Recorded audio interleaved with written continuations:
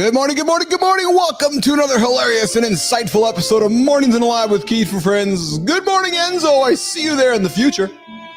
Hey, baby, check out the new chat window on the horizontal screen overlay. Jimmy, check it out, man. It's looking pretty sexy. I don't see it on the vertical, but that's okay. Today, we're diving into some eye-opening revelations. Ever wondered if your stressful job could literally be reshaping your brain? Well, hey, guys, I invite you to grab your coffee, because science has answers that'll make you rethink over time. Later in the morning focus, we got Nick Domingo shaking things up on the fairway with real talk that proves golf isn't just your grandpa's game anymore. Then stick around for center stage, featuring the behind-the-scenes story of the man who's keeping Tom Petty's legendary legacy alive. We got Doc Wiley joining us here in the lab this morning. You're not going to believe some rock star tales. And hey, speaking of surprises, we're dishing the truth about the 6 so-called bad foods secretly healing your gut. So put down that kale smoothie, Adam Holroyd. Holroyd, put down the kale smoothie. And listen up, before we jump into Before we jump into the fun, don't forget to smash the like button, subscribe, and leave us your thoughts in the comments. You guys, this show is R-rated, baby. Yep. So put those headphones on the kids or invite them out of the room because they might be offended by something somebody says along the way. We're here to kickstart your day with laughter, insight, and baby, we're here to kick it with accountability. The only morning show to help you get your ass out of bed and not hit the snooze button. That's what we're all about here. Let's get into it, Jimmy. Let's bring in the crew for some straight moving conversation with my buddy Jon Anderson and my other buddy C. Marty Fit. What's going on there, boys? What's going on, Johnny? You made it safely down to Mexico. Yeah, it was a trip, boy. Holy shit. I'm operating on about 2 hours sleep. Oh, brother. Yeah. It was a challenge. We came down in the Jeep, which is basically just picked it up. Yeah. So it's temporary registration. And sometimes you just get lucky. You get some fucking guy that's got it that just has it out for you. And they pulled us over, which happens once in a while. Oh, I get out of the car and this guy just starts coming after me like, "Are you doing drugs? Are you transporting drugs? Are you drinking?" And I was like, no problems. I'm gonna go, please inspect, like inviting him to look through the car, Anyway, really? So he basically, what happened was, funny enough, the temporary registration was actually incorrect. The dealer actually wrote it in a way where it was expired. I didn't catch it. Nobody caught it. It was just stupid simple. You know what I mean? Oh, no. Because we bought it on May 10th. So it should have said May 10th to June 9th, but it said April 9th. Right. So they fucking send us back. So they send it. When you come back, they loop you back through. When you come back, they put you in secondary inspection because they want to find out what happened. So we tell them what's going on. They inspect us. Of course, there's nothing wrong. So while we're doing that, I called the dealer. I said, "Dude, you got what the fuck's going on here? You got to send me the right paperwork." So they emailed it to me. They were very apologetic. So I'm thinking, okay, I got everything I need. I'm going to do the right thing. I'm going to go right. I get through secondary. I'm going to go right back to the same line to the same guy. Tell him, "Hey, I got what I need." Then he says, "You don't have a license plate, so you can't go. Go back." Fucking sends me back again. Come on. Yeah. Well, now keep in mind, these people and the American people at the border, they just saw me fucking 30 minutes ago. Yeah. They're like, "What are you doing here?" I was like, we're all having a fucking good laugh about it. Anyway, so they push us through secondary really quickly because they understand what's going on. Yeah. And the guy that finished up, he goes, "About 10 miles away, there's another gate. Clearly you got some dude who has it out for you. Just go to the other gate," which we should have done the first time, So we went to the other gate and fucking drove right through. But it's 5 hours it took us in all that fucking bullshit. I have to offer this up, man. I just have to offer it up. Just old Uncle Keith's opinion. Old Uncle Keith, a little bit of a rant this morning. Johnny, Border Patrol officials have some of the most absolute power in the world that we can't do anything about. Because you can't like call the police and say, "Yes, the guy at the border was treating me incorrectly." Or you're not going to call your government official. You're like there's actually nobody to talk to. Because if the guy has a hard on for you, the guy's like, "No, I don't like you. You're not coming in." Like, no, but well, 100%. On that level, great. anywhere you travel across the board, totally. It's this little fucking snippet of kind. Yes. Yeah, and you have to recognize that. Like, yes, this little guy was, I could have been easily made that problem times 10. this little guy. Oh, he was a little sucker. He was, well, and let me be frank, like you cut an imposing figure. You're not just some dude who got out of the car who looks like he just got out of a shift at Walmart or at the Home Depot and is hanging out with his wives. And I'm offering like there's a distinct look to you. So of course there's a and because you've lived your life this way, there's immediately going to be a judgment of the book by its cover, right? So the guy's like, oh, and then immediately he walks up to you with my dick is bigger than your dick kind of syndrome, right? As he's got to put you in your place, basically, right? Yeah, I tell you, it's whatever it was, he had it. Because it was one of those things where it's in most cases when they pull, no problem. I'm a relaxed dude. It's just that what you described happens once in a while. I'm sure it does. Yeah. I was the lucky one yesterday. Yes. Because normally I get out and they have these immediate ideas, but then, my energy, I talk to them, they realize, this is not what I thought. Yes. This guy, I was not reeling him back in. Yeah. And the messed up part was what I was in when I was getting ready to go back. I was like, okay, the right thing to do is to go back to that guy. Right? Yes, you're so kind. You're such a nice man. I gotta go back to the same man. Because I'm thinking, listen, there's a little selfish motivation here. Because if he sees me 2 lines over, he's gonna think I'm trying to fucking sneak. Well, 100%. Yeah. So I'm just gonna go right back to him. Yeah. And I was hoping his shift is over for sure. But anyway. So, but what I should have done is I should have just said, you know what? I just need to realize he's got a hard on for me and I need to go to the other gate.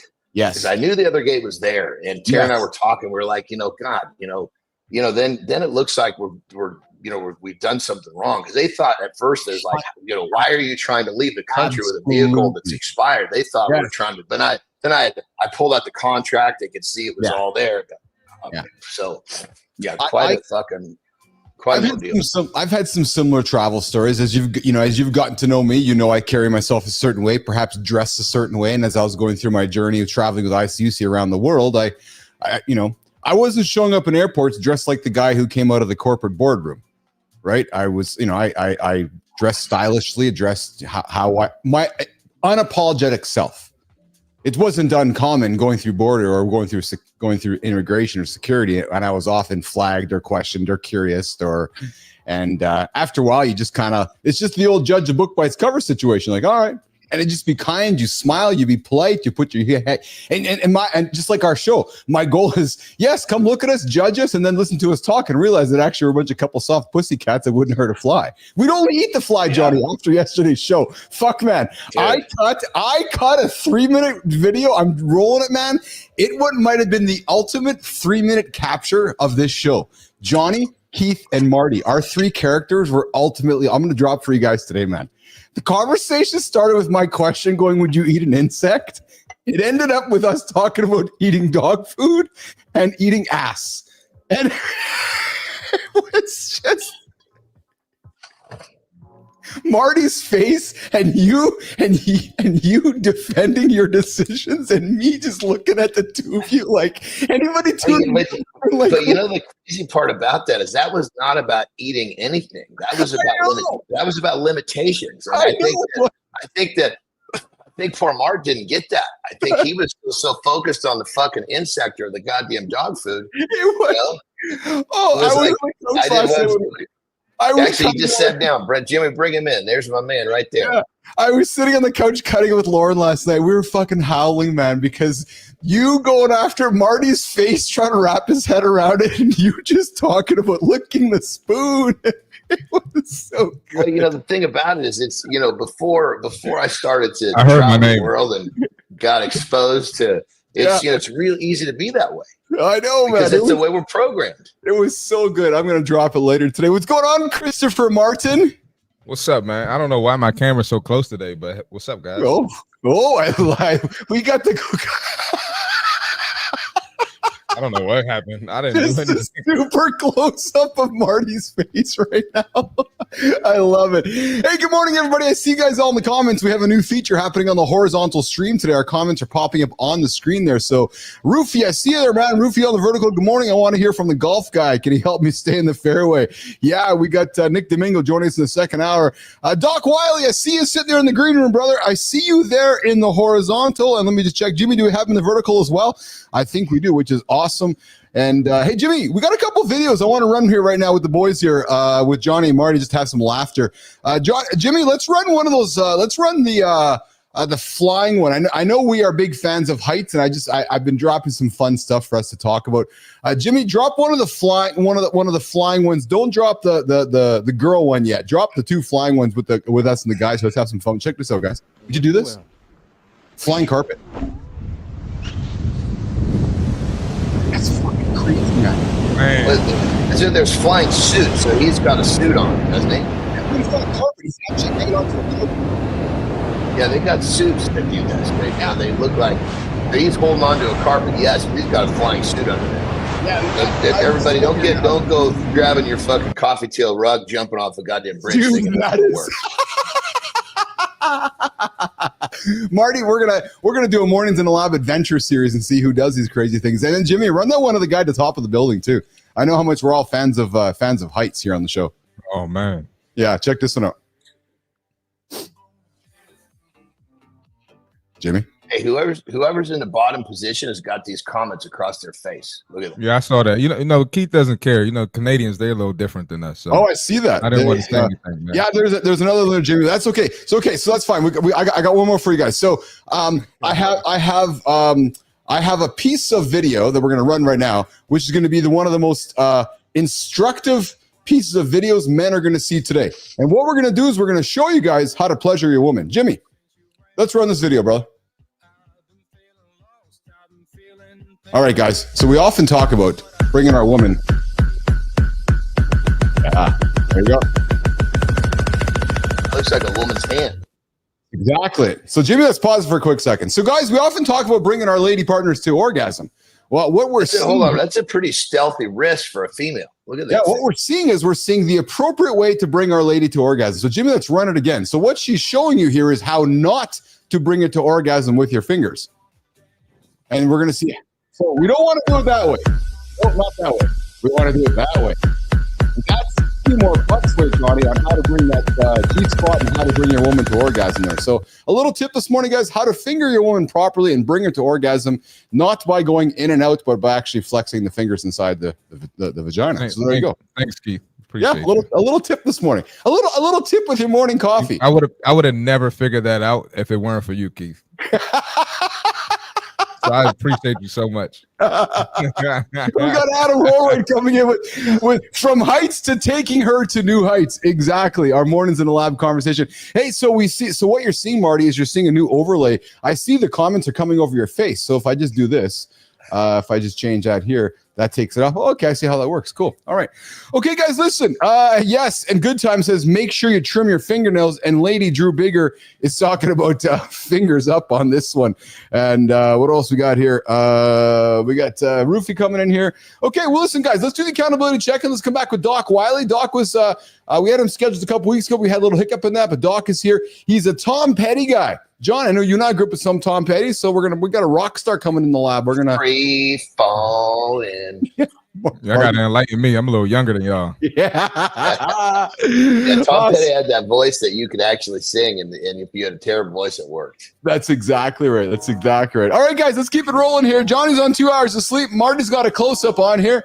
We've talked about flying carpets and fingering our woman this morning. Yeah, that's how the conversation has started on Mornings in the Lab with Keith and friends. Listen, if your kids copied your morning habits, would they be further ahead or stuck by the end of the year? Not your advice, but not your words, your habits. You see, Keith, John, and Marty talk about habits all the time, and they seem to be framed out in a bad way. Oh, habits are bad. Well, are they? Listen, what your kids repeat, what they'll repeat when no one's watching, if the first hour of your day is slapping snooze and buying just 9 more, skipping movement because you're behind, reacting to everyone else's priorities, starting your day without a single decision made on purpose. That's the blueprint. Wake up tired. The kids are going to think that's adulthood. Your kids see you snoozing, what are they going to do? If you're rushing into chaos, what are they going to do? It's going to be their normal. Delaying ownership, procrastinating, what are your kids going to do? You hear Johnny talk about it all the time. Your kids don't listen to what you say. Your kids watch what you're doing. And one day soon, they're going to run the same play that you're doing. So as you're getting your day started right now, I invite you to consider who's watching. I invite you to consider what you're doing. What are you teaching them to normalize? Your 9 minutes of wasted time, you're teaching your kids 9 minutes of wasted time. And will you be still proud of them when it's looking back at you and you're wondering why the hell your kid is snoozing their life away? Ask yourself that question. You didn't teach them that. They saw you doing that. So gentlemen, I invite you, get your ass up, grab some momentum, create some movement, get after your day, and show your kids the purpose of moving forward, not just telling them. There's the accountability check-in this morning on Mornings in the Lab with Keith and friends. Coming back here with, we got a guest coming up in the lab here, guys. We sure do. Today, we're turning the volume up with Doc Wiley, Grammy-winning producer. Marty, Johnny, we got a Grammy Award-winning producer. Maybe he'll show us his trophy. He's a media magician and the force behind America's favorite Tom Petty tribute band, The Waiting, because he's free falling. Yeah, Doc's built a career when cutting-edge tech meets old-school rock soul. Stay tuned to find out what real passion and authentic storytelling will never go out of style and why wigs are definitely off the playlist. Coming up in a few moments, we got Doc Wiley joining us, but it looks like he's having some problems on the streams here. Jimmy, I see your comment there, so while we're sorting that out, we'll put Doc on pause for a second here, and I'm going to come back with the boys. And I got Marty, I got an awesome one for our brother here. Let's bring him back up, Jimmy. There we are there. Marty, today I'm going to dive into some groundbreaking research from this year that reveals how women truly feel about bald men. All right. Well, because before we start describing me, I just before I forget, Keith, I forgot to tell you, I gotta go at like hard 6 today. Sounds good, brother. 100%. So, bald men. Well, positive association. Women now link baldness with desirable traits such as maturity, honesty, and intelligence. Clearly, the guy at the border did not see this article we were going to talk about today. Physical attraction. Johnny, baldness. Maybe I should have taken my hat off. Yes. Baldness ranked as the second most attractive male feature, only trailing behind a muscular physique. So, Johnny, you got two. Oh shit, man! I'm fucking sitting I'm sitting damn pretty there. Jesus Christ, let's go, man. Terry's a lucky woman, huh? Yeah, absolutely. Well, but here's the thing: all the fucking hair I'm missing on my goddamn head grows on my back. This guy. The influence of celebrities like The Rock, Jason Statham, and Terry Crews have significantly reshaped perceptions, making baldness synonymous with attractiveness and confidence. And social dominance and confidence. Bald men are increasingly perceived as dominant, authoritative, and confident, traits highly valued both evolutionary and culturally. These stats, early one. Remember, Telly Savalas was like the one that brought it to the forefront. Absolutely. I was thinking that same way. That I barely remember him, Mart, so don't worry. Yeah. Let me see here. I found this in a survey of 2,000 women. Let's just get it up here. In a survey of 2,000, a bald head was ranked as the second most attractive feature. And preferences for hair types such as dark, curly, or blonde hair were rated much lower. So guys, shave your heads. Go shave your heads. Yeah, and we got Jason or Adam Holroyd coming back with Jason Statham certainly set that up along the way as well. And celebrity culture has influenced this bald renaissance, and of course with The Rock, Dwayne Johnson as well has signifying the bald head. Hey Marty, you ever been bald, buddy? Come on, man. No, I'm serious. Have you not shaved your head before? Honestly, no. Nah. You haven't? No, because I'm curious. I think you Only look way, actually. Nah, my head ain't shaped for that. I got a little nugget on the back of my head. That's called a wisdom bump. That's not a nugget. That's called a wisdom bump. So if I did go bald, I'd be a hat guy like every day. I think you'd look good bald, man. Actually, honest to God, I think you would. Thanks, man. Appreciate it. Yeah. I thought about going bald because I got such a massive forehead already that I'm like, fuck, I can just strip the rest of my hair off, and I think I might be as handsome as Jon Anderson. You got to keep the facial hair if you do go bald. Yeah, I know. Listen, you got to run with this thing until you got this motherfucker around with that ponytail. You got to keep it all the way. If you're going to keep the ponytail, you got to take it all the way home, baby. That's hilarious, man. You got Mike McQuillan accepting your comments there, Marty. Don't listen to the Marty. Fight to the last strand. Yeah, there you go. Fight. Hey, listen. If you guys see me, in 8 years, and I'm over in Turkey, you know what I'm doing. I'm getting the hairline surgery. I'm bringing it back. Yeah, I'm bringing it back. Over in Turkey, getting hairline surgery. Getting a hairline surgery. Yep, I'm keeping it. Johnny, when did you shave your head? Like shave it bald? Oh, funny, dude. You just read my mind. So I shaved it for the first time. As soon as I noticed I was starting to lose it. Oh, right? I just started. Oh, wow. I was like, God damn! I'm starting. I can see that I'm getting an area. And looking back, it probably wasn't really that I was losing it. That's where the part was. You know what I mean? Yeah. But I remember first I was watching a competition. I was on TV and I bent over to pick up a stone, and of course you're beat red because you're pulling on this fucking 350-pound cement ball, and the glow of my red skin came fucking bumping through the top of my head. I was like, whoa. So you could clearly see, so basically what I did was right there was I just shaved it down because I was like, okay, number one, I want to know, is this something I'm going to be good ending up with? That was just a test. Oh yeah. Then when I grew it back, I kept it short and bleached it because then when it's bleached, you see the scalp everywhere, not just in the thin spots. So I took it down just to kind of test the waters. Well, I will tell you, I've looked at many images of you. I think you're a very attractive, handsome man bald. It's kind of crazy. There was a time, I think when I had hair, I identified myself when I had hair as more of a handsome man. Once I took the hair off, I think that just kind of, it's not like I think, oh, I'm not handsome without hair, but when you have hair, you're fucking doing it upright. It's just one less thing you're not worried about. I think it just kind of I think at that point it just took one more thing away from me focusing on my appearance, if you will. Well, I got to think it kind of just distracted my what I was seeing or feeling about myself because I wasn't investing that time into it. So I think it makes you look younger too, actually. Bald? Yeah.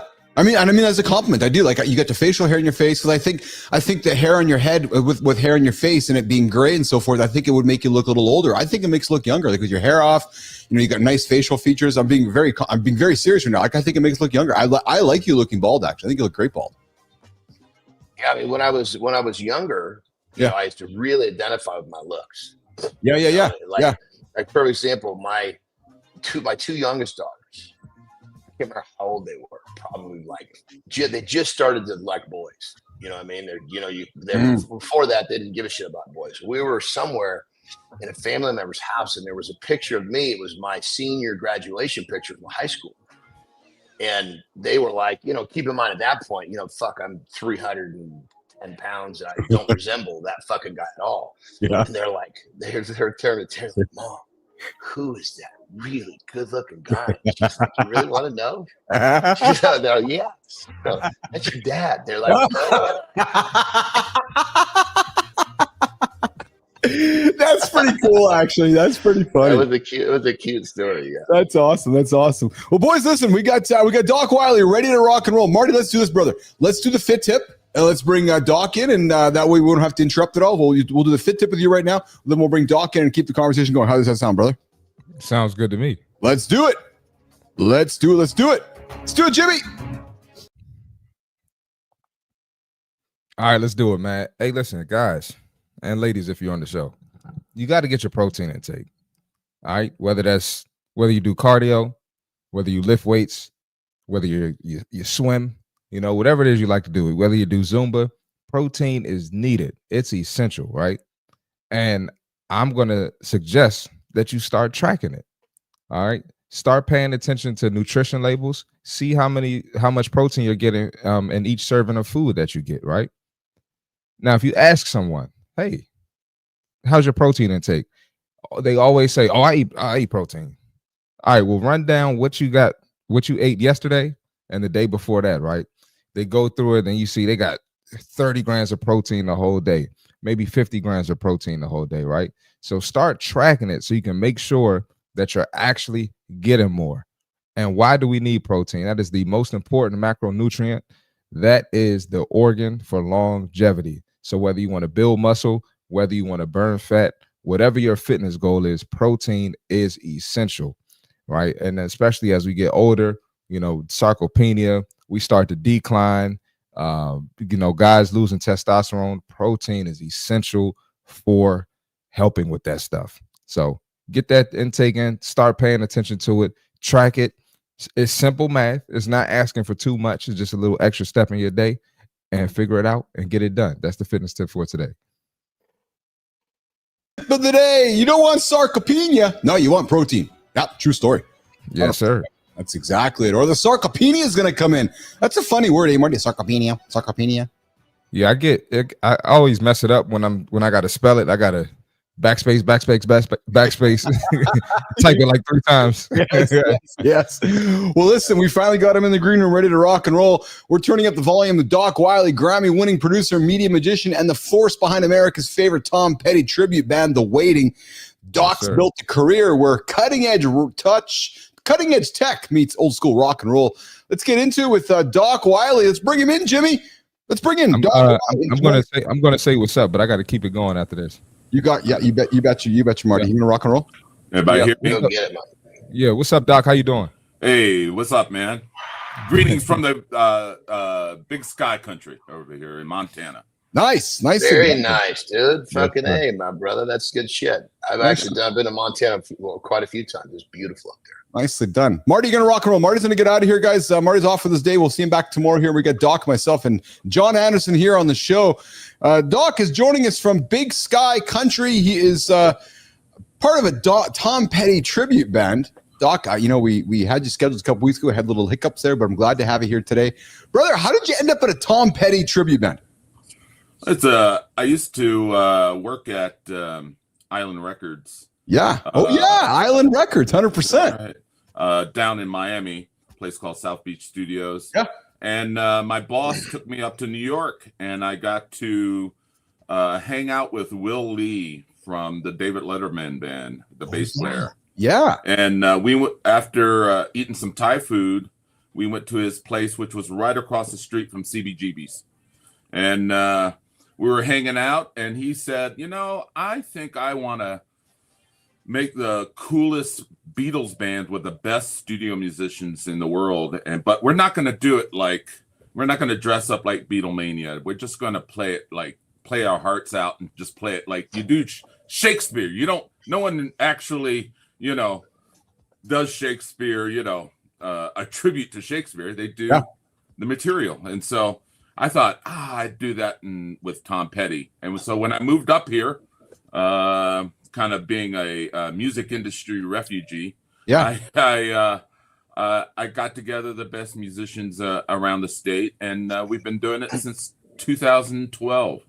So wow, I gotta just jump in and pay you a compliment, brother. So first thing, even if you were sitting in a room that was just white everywhere, with all that fucking cool shit behind you, you still look like a goddamn musician. Yeah. Well, Number two, we've all been in that situation where you're going to see a cover band and they come on and it's like, Jesus Christ, did you guys fucking leave your library cards at home? There's nothing appealing about the fucking entrance here, and put your fucking cardigans in the trunk of your car, put on a fucking t-shirt or something. Brother, you walk on the stage, I want to hear what you're doing. Right. Just with the eye test, you pass the musician thing. So that's fucking cool shit, man. I want to hear what you have to say just by the way you look. Well, and I think the thing is that, if you're doing this right, you want to do a not a tribute, but a celebration, right? So yes, there's a difference, right? Yes. Difference, right? There's a big difference. And, one of the things we're starting to push a little bit more, put a little swagger in it, is that, it's no cosplay. Ain't nobody up there trying to look like Tom or trying to look like Mike Campbell. We're all looking like ourselves. And then the other thing is that the band's kind of based off of me seeing Tom Petty and the Heartbreakers with Bob Dylan in 88 or 89 in Chicago. So we have 3 guitar players, keyboards, drums, bass. So it's like a really full sounding music. Right. And at any given time, we can have up to 12 guitars, 15 guitars on stage, because you can't bring the Petty without a lot of guitars. Yes. What do they call it when the two are playing the same? Is it rhythmic, where they're playing the same thing and they get in that harmony and they just fucking go? What was it like? Was it Slayer had one of those, or Iron Maiden had one, where those two guys would just fucking go? And Korn had them, I think. Yeah. They just would go, and you couldn't tell they were playing so close together. We call it guitarmonies. Guitarmonies. There we go. That's fucking amazing shit. Well, but being a Southern boy who moved up north, we're a little more Leonard Skinner than Molly Hatchety than Slayer. But I love me some Slayer. That's all right as well. Oh yeah, no, 100%. That was just the first band that popped into my mind and I don't even know if they had one. I just remember one of that type of band had a really good setup. So you think of as far as that goes, you think a little bit of Freebird. That type of thing. Lots of now you're talking my language, baby. Yeah, let's go. Hey, Doc, there are some tribute bands out there that are officially licensed tribute bands from an artist. I'm reflecting on a Metallica band. There's one following Metallica around on their 72ers tour, and Metallica was just up here in Canada a couple months ago, I guess about a month ago in Toronto, and their licensed tribute band was out there playing the music. What does that mean to me as a fan in 2025 and so forth? Like, is that important for me to know that there's an officially licensed band playing music, or is that just a way to adopt or create credibility, Doc? I think there's a certain amount. Unfortunately, we lost Tom some time ago. So for me, we're very careful not to, as the hip hop folks talk about, bite on somebody else's situation. We're not pretending we wrote this material. We're just celebrating material. So it's a pretty different approach. I think the other thing is that any of the bands that again are trying to give you a Tom Petty experience. Yeah. But that's not what we're doing. What we're doing is that there's a bunch of really serious players bringing and celebrating this material. And I would say what's always kind of surprised us, I would say at least a third of any of shows we have are 18 to 35, which is a higher. And in general, we actually have something like, if I'm looking at our analytics and stuff like that, we have 54% women, and the rest is men.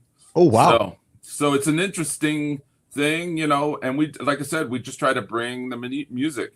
The other thing is that people forget that rock and roll is danceable.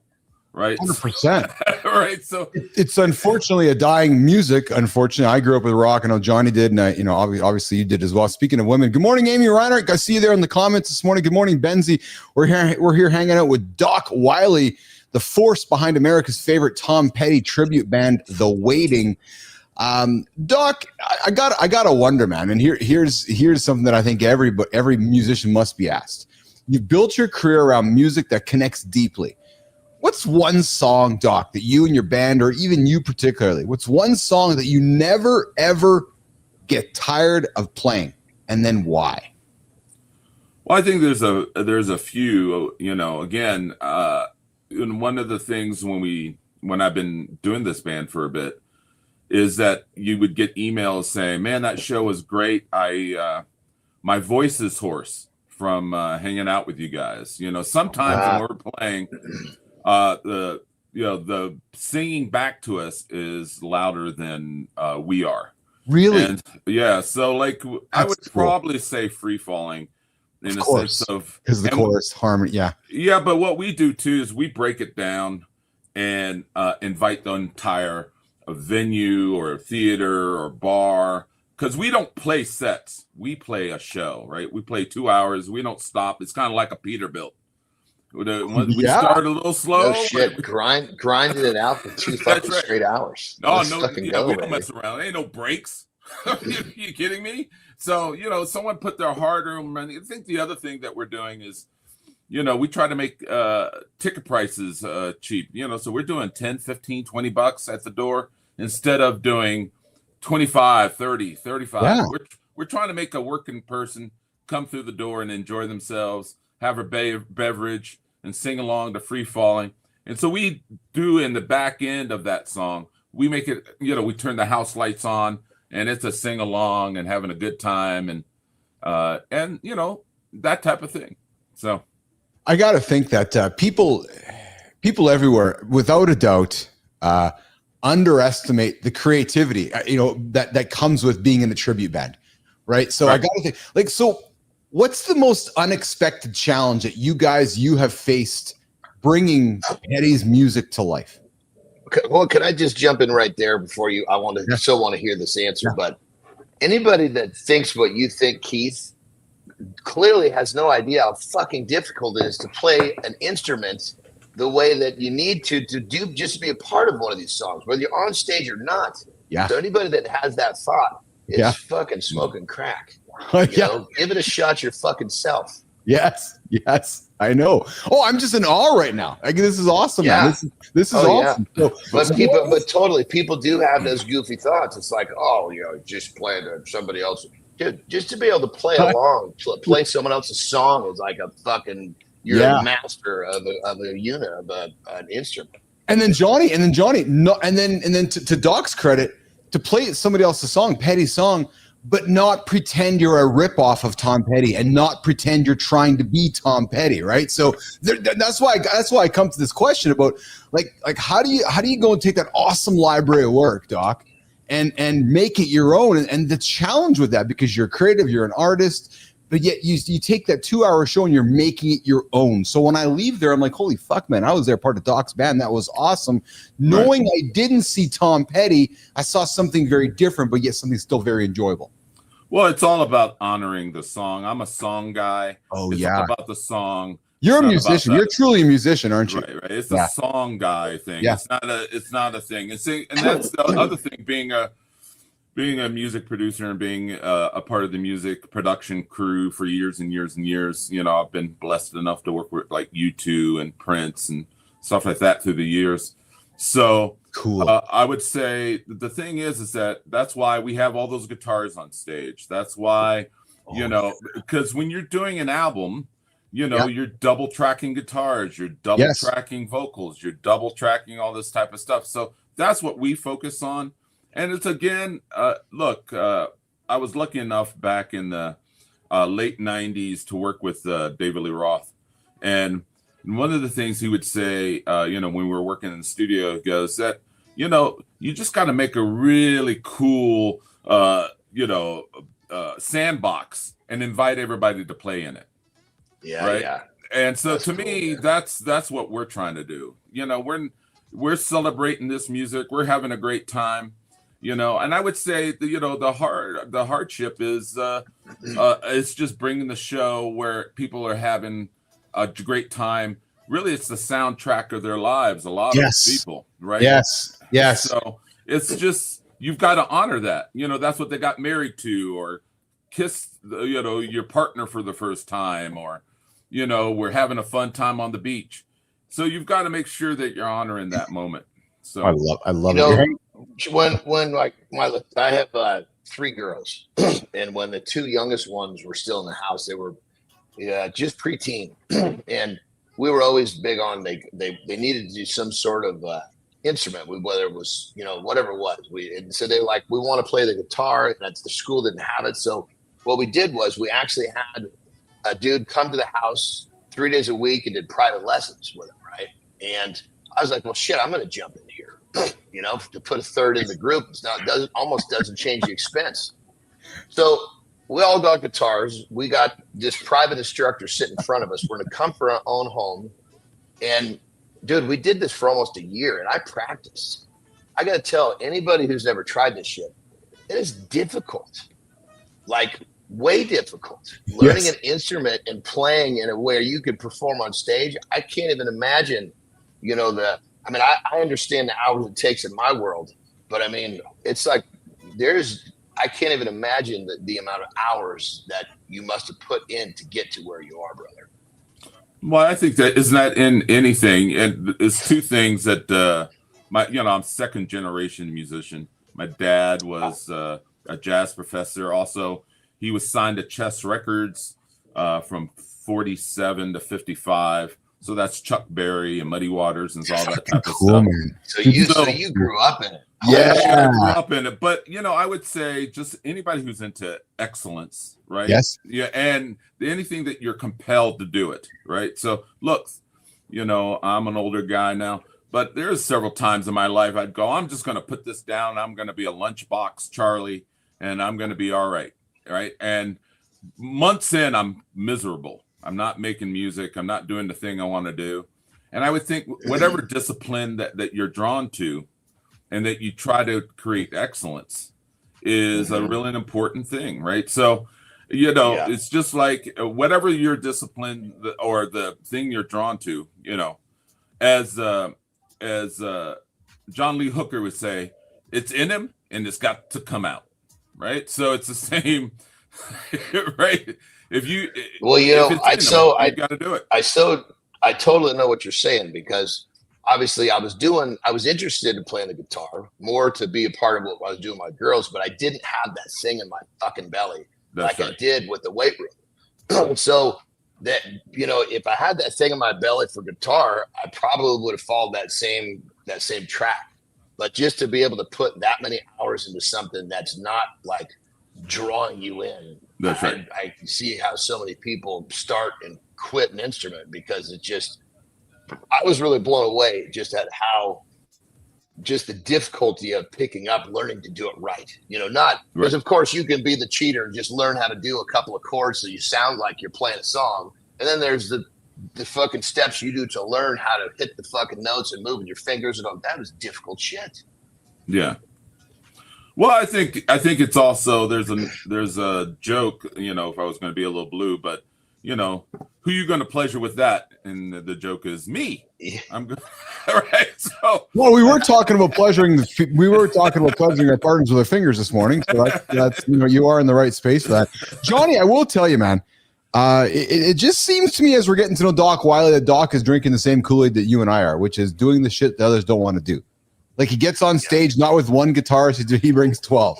And he's all about the experience. He's all about like doing things the right way. Dude, I got nothing but props for that.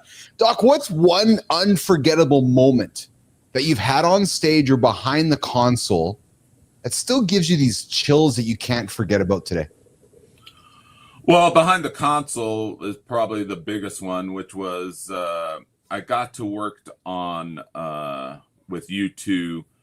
God Send His Angels song, nice. Which is on the City of Angels soundtrack. Yeah. And it's a great song, and it was an amazing experience to work with the U2.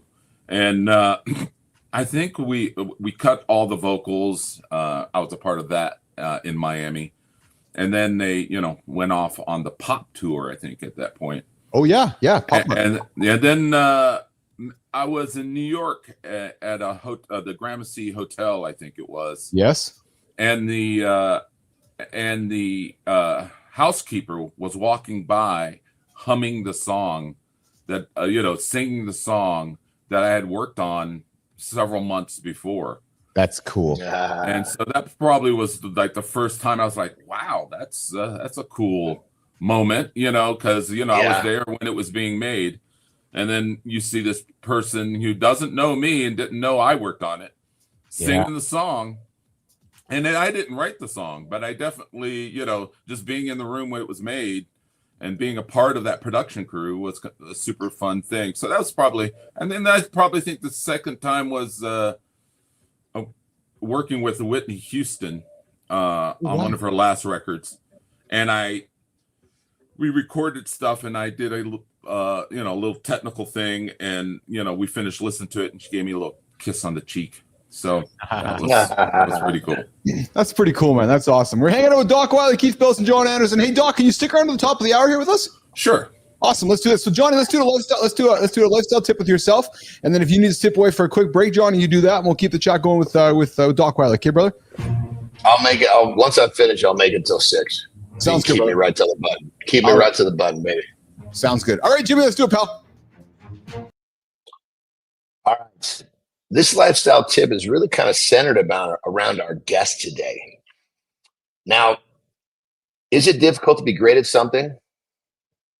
100%, even if you have a passion for what you're trying to be great at. So think about this. If you want to do something extraordinary, finding something that you have a true interest or passion for is going to be a massive, massive help. Because the hours that it takes to put in to become really good at something, what is it? 10,000 hours, I think, is kind of that first marker that you're actually committed to the process and starting to do well. But the people that have been doing things for 2, 3, 4 decades, those are the people who absolutely love what they're doing. They're not just playing music, they are music. So again, when you're thinking about, you got a job and you're like, I'm tired of doing this job and I want to monetize something on the side. I want a side hustle. Don't pick some side hustle that doesn't really float your boat. Pick something that you would do for free, because you'll want to do it. You'll put in the hours because you enjoy it. You'll get really fucking good at it. And guess what? When you get really fucking good at something, you're going to get paid. It's something you're going to get paid. Just like Keith and Johnny here on Mornings in the Lab with Keith and Friends, the only morning show to help you guys get your ass out of gear. Hit that snooze button, 8 o'clock Eastern time. We're hanging out with Doc Wiley, who heads a Tom Petty tribute band here this morning on In the Lab.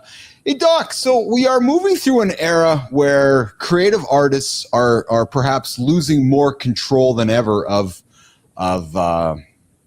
creativity with AI and so forth, around just creating content left and right. What's a piece of advice that you'd offer a musician or an artist right now who's rising up in a world of AI and tech and trying to create unique content that's very meaningful to themselves? What's your point of view on the changes happening in the creative world right now, Doc? Well, I would tell you a few things. That I was, for 13 years, I taught at the university some music production. Dude, you look like you're 30. You talk like you've been. How old are you, brother? Yeah, like you look. I'm 63, dude. What? What? Yeah. What? Hold the fucking horses here. Yeah, dude. I would have fucking lost. I would have bet the farm on that and fucking lost it. Ronnie, I'm looking closely at my camera right now. Jimmy, can you put him up on the big screen here? Can you put him on the big? I gotta look closely. Jimmy, put him up on the big here. There you go. Yeah, silly. Dude, yeah. So, yeah. Well, brother, hey, I gotta say, look, when you fill your life with passion, what you love, it doesn't fucking aid you like going to some fucking job that you can't stand. Plus, hold on, I definitely try to make this worse in the 80s and 90s. Trust me. But I would tell you. Why should you be any different than me and Johnny? I definitely try to mess this up, but I would say, and there's the Lucky Sperm Club. So, don't get it twisted. But I would say that, when I was teaching at the university, you get that silly little statue. Yeah. They give you a little more grace here and there. Yes. But what I would say is that there's no not putting in the work, right? Yeah. there is a certain element right now that you're just so talented that it'll buy your way. It doesn't matter. Some of the most talented people that I've come through in my career and in my journey didn't make it, and they didn't make it because I've seen this in my world as well. It's fucking unbelievable. Yeah, and I think that's the first thing. There's no not putting in the work.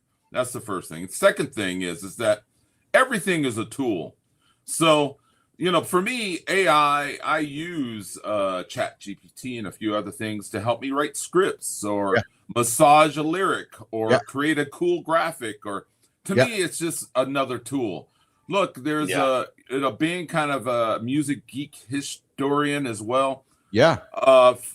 John Philip Sousa, the guy who did all those marching songs and stuff like that, right? He said at the turn of the 20th century, he said that the talking machine, which was the cylinder, that it was going to kill music, and that no one would ever play an instrument again, right? Because the talking machine will play it for you. So no one will do it. And he was somewhat right, because back in the 19th century, if you wanted to hear the little ditty, Old Susanna, you better learn how to play it. Yeah. Because there wasn't no radio. There was no, you better learn. You better go down to the bar and have the piano player to show you how to play that song. So everybody learned something so they could play a song at the family get together, right? A good example of that would be if you looked at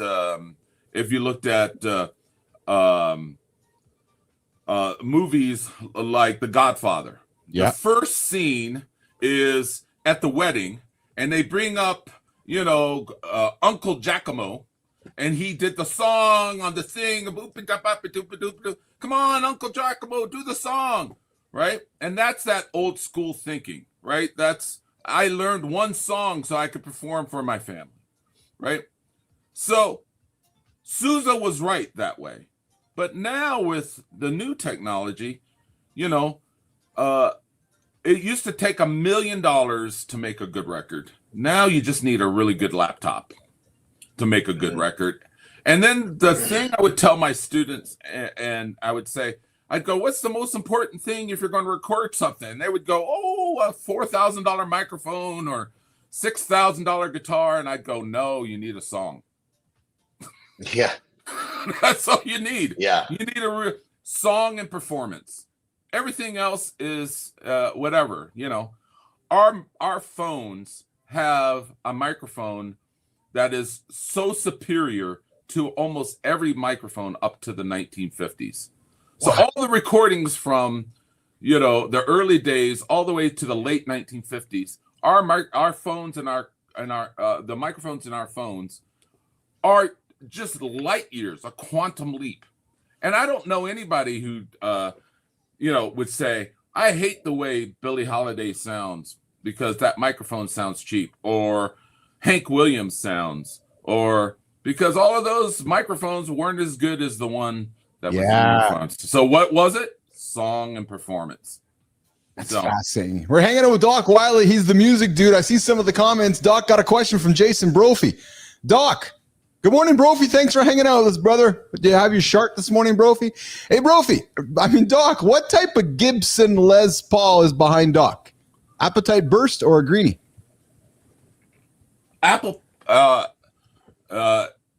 It's an Apple Burst. Les Paul. Yeah. Wow. We got Brophy coming with some pretty big questions here.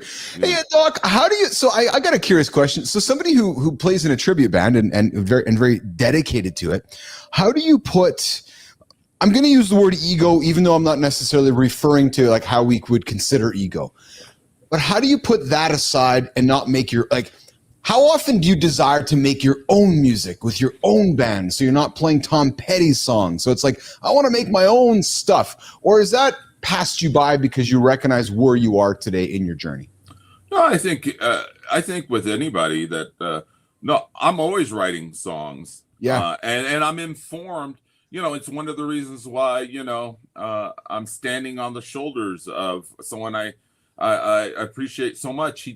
that band, particularly, I'm just finishing up Mike Campbell's book, which I would give anybody, if you're into excellence and dedication, read or listen to that new Mike Campbell book. He's the lead guitar player of the Heartbreakers. Yes. So I would say that, I'm always writing, but, to me, the waiting is a spoke on my wheel, right? So the waiting and celebrating the music, Tom Petty's one.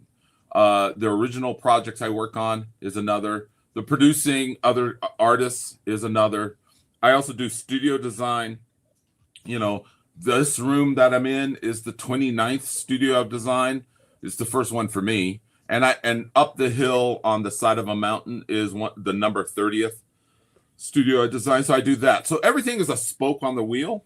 Love it. And as a hustler, you got to have multiple things going on all the time, right? And unless you're working for one corporation, which I don't think is really a viable thing anymore. I don't think anybody's getting the gold watch anymore. In my world, it's a gig economy. So I have to have multiple spokes on that wheel and keep it going. But each spoke leads back to what you love. That's right. Everything has to go. It has to be something that's in your core that you wake up and go, oh, I got to do this. Later when we're done, I'm going off. I did I co-produced a cool record where it's kind of like a cowboy going down to the Caribbean, and he ended up recording with some reggae artists. So it's like Leonard Cohen and Jimmy Cliff record. And so we're gonna walk through the town of Livingston and have him, create a video for his new song, You've Been Lied To. So I'm going to do that later today. Then I have rehearsal tomorrow for the waiting. And then I do a workshop for some young artists that we're contemplating about doing some, doing an EP together. That's awesome. That's awesome. Hey, Doc, I got a couple of closing questions before we wrap it up. And Johnny, I know you got to rock and roll. Quick comment from Roofy. Doc, so chill, showing us the way. When you put in the work, doing what you love, you end up with a youthful vibe and energy. You're killing it, bro. Super inspirational. That's coming from Matty Roof this morning. Nice. Doc, some quick hitters for you, brother. Vinyl, cassette, or streaming? All. First concert you've ever attended? Led Zeppelin with Wham Jam. There you go. Song you secretly wish you produced. Oh, wow. That list is long. Guitar solo or drum solo? What's that? Guitar solo or drum solo? Oh, guitar solo. And the most overrated thing in music production today?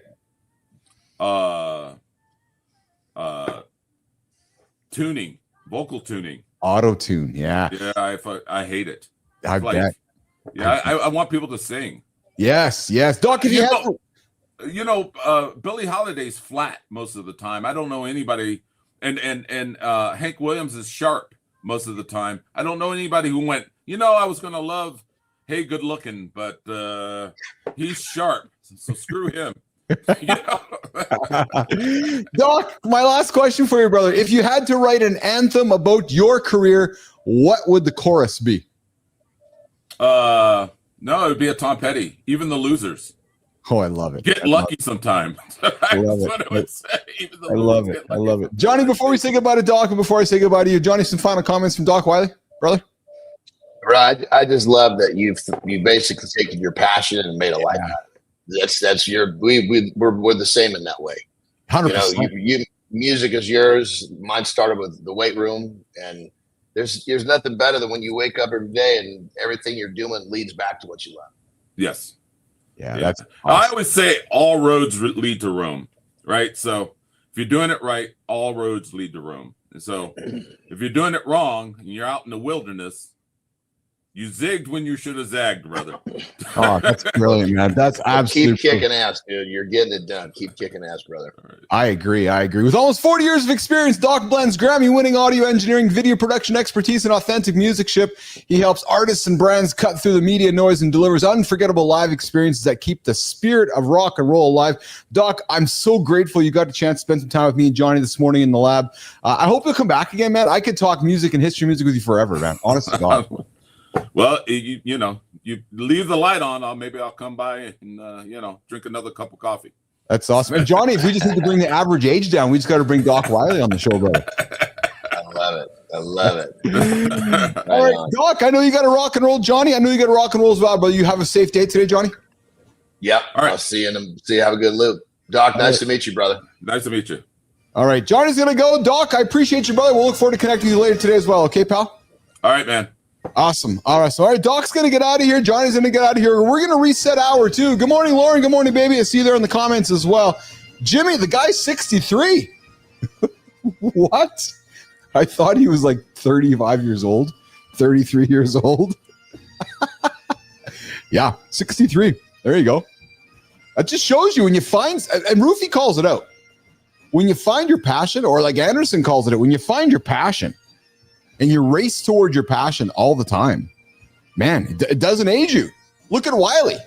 Like, dude, the guy looks like he's like in his 30s. The guy's double that age, 63. Hey, coming up, we got Nick Domingo, the golfing dude, coming up here in a few moments here, the 15-minute mark of the show here. Jimmy, should we do some community corner, or do we want to get into some additional topics here? I'm looking up on the screen here today here. Jimmy, no, I got a couple things here for us, man. I got a couple things that I didn't get a chance to get to with Johnny, but I'm gonna address them here right now. What junk food ads are really doing to us, Jimmy? Let's get into that one here, brother. I got something for us today, guys. I know we all like to have our junk food treats from time to time. Well, I got something that you ever notice how you suddenly want chips or soda after seeing an ad, especially your kids. Yeah, no accident. Today, we're going to dive into the world of advertising, food advertising, junk food advertising, and exploring the science-backed ways. Hey, Rufy, ears up on this one, man. You don't want to be chasing the junk food today. The science of junk food advertising and exploring why ad bans might just be the key to healthier habits, especially for children. I know I grew up in an era of and Rufy, I know you did too, brother. We both grew up in an era of the Saturday morning cartoons. And I got to think that every 8 to 12 minutes, there was some kind of commercial coming across the screens that were just full of sugar. Just junk food, sugar. Back then, nobody was pushing protein. So we just were eating all the highly nutrient boxes of cereal from Kellogg's and so forth. And, the idea of restricting junk food ads is something that I don't think anybody had any idea about back in the olden days. But these restrictions today, some of the markets, I know Australia has started doing things like this. These restrictions have the potential to reduce obesity rates, curb cravings, and relieve the pressure on families trying to make better food choices. Exposure to food ads increase hunger and cravings, and it's highly product specific. You see an ad for a soda, you crave soda. It's just how it works. You see it over and over and over, you start craving it. The pattern is seen in both adults and children. And kids are especially susceptible due to underdeveloped critical thinking. Over 90%, guys, over 90% of the food ads they see online promote high fat, high sugar, or high salt products. Yeah, think about that. 9 out of the 10 ads your kids are seeing are promoting high fat, high sugar, or high salt products. And then you sit down at the kitchen table with them, unlike my Brookie, who I'm extremely proud of. Hey, Brooks, you want a chocolate? No, I'm going to have an avocado. Hey, Brooks, you want a chocolate? No, I'm going to have some broccoli. Right. But yet I'm thinking most of the kids and many kids who are out there watching television and watching anything online, we're seeing a lot of content that is shaping them to chase high fat, high sugar, or high salt products. In Quebec, Canada, just down the road, guys, to all my American friends who think that we just live next door to each other. In Quebec, where advertising to kids under 13 is banned, there has been a 13% drop in fast food purchases compared to the province over in Ontario. Think about that, guys. So in Quebec, where they've banned this kind of advertising, 13% fast food sales are down. A broad ad ban could reduce obesity rates by up to 18%.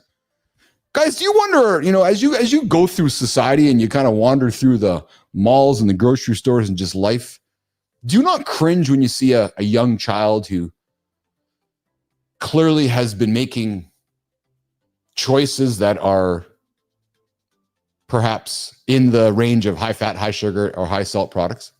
And then don't you ask yourself what the parent is choosing to feed the child? Because I know the child's not going to the grocery store, Jimmy. I know the child's not heading to Safeway and loading up the cart with a bunch of broccoli and avocados. Right? So, this broad ad ban could reduce obesity rates by 18%, hopefully for our children. Unintended benefits of all this: less pester power, right? Children nagging parents for junk food. How many times, you guys, have the kids seen those commercials on TV like, hey, mom, I want this, I want that. Hey, dad, I want this. Well, if you think if we get rid of these ads, fewer conflicts, healthier family dynamics. So, Jimmy, don't you wonder, Jimmy, why we don't have more broccoli ads or more avocado ads? Yeah, because they don't have high fat, high sugar, or high salt. True story, right? So the most effective approaches are mandatory.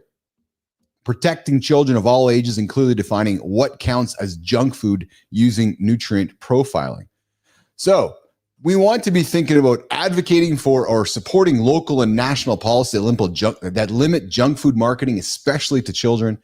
And maybe, guys, considering creating a buffer at home, minimizing exposure to junk food ads by using well, this year is I think it's about talking with your kids. I know in our environment here at the house, there's constant communication, constant educating, but here's the most important thing. It's not what you tell your children, it's what your children see.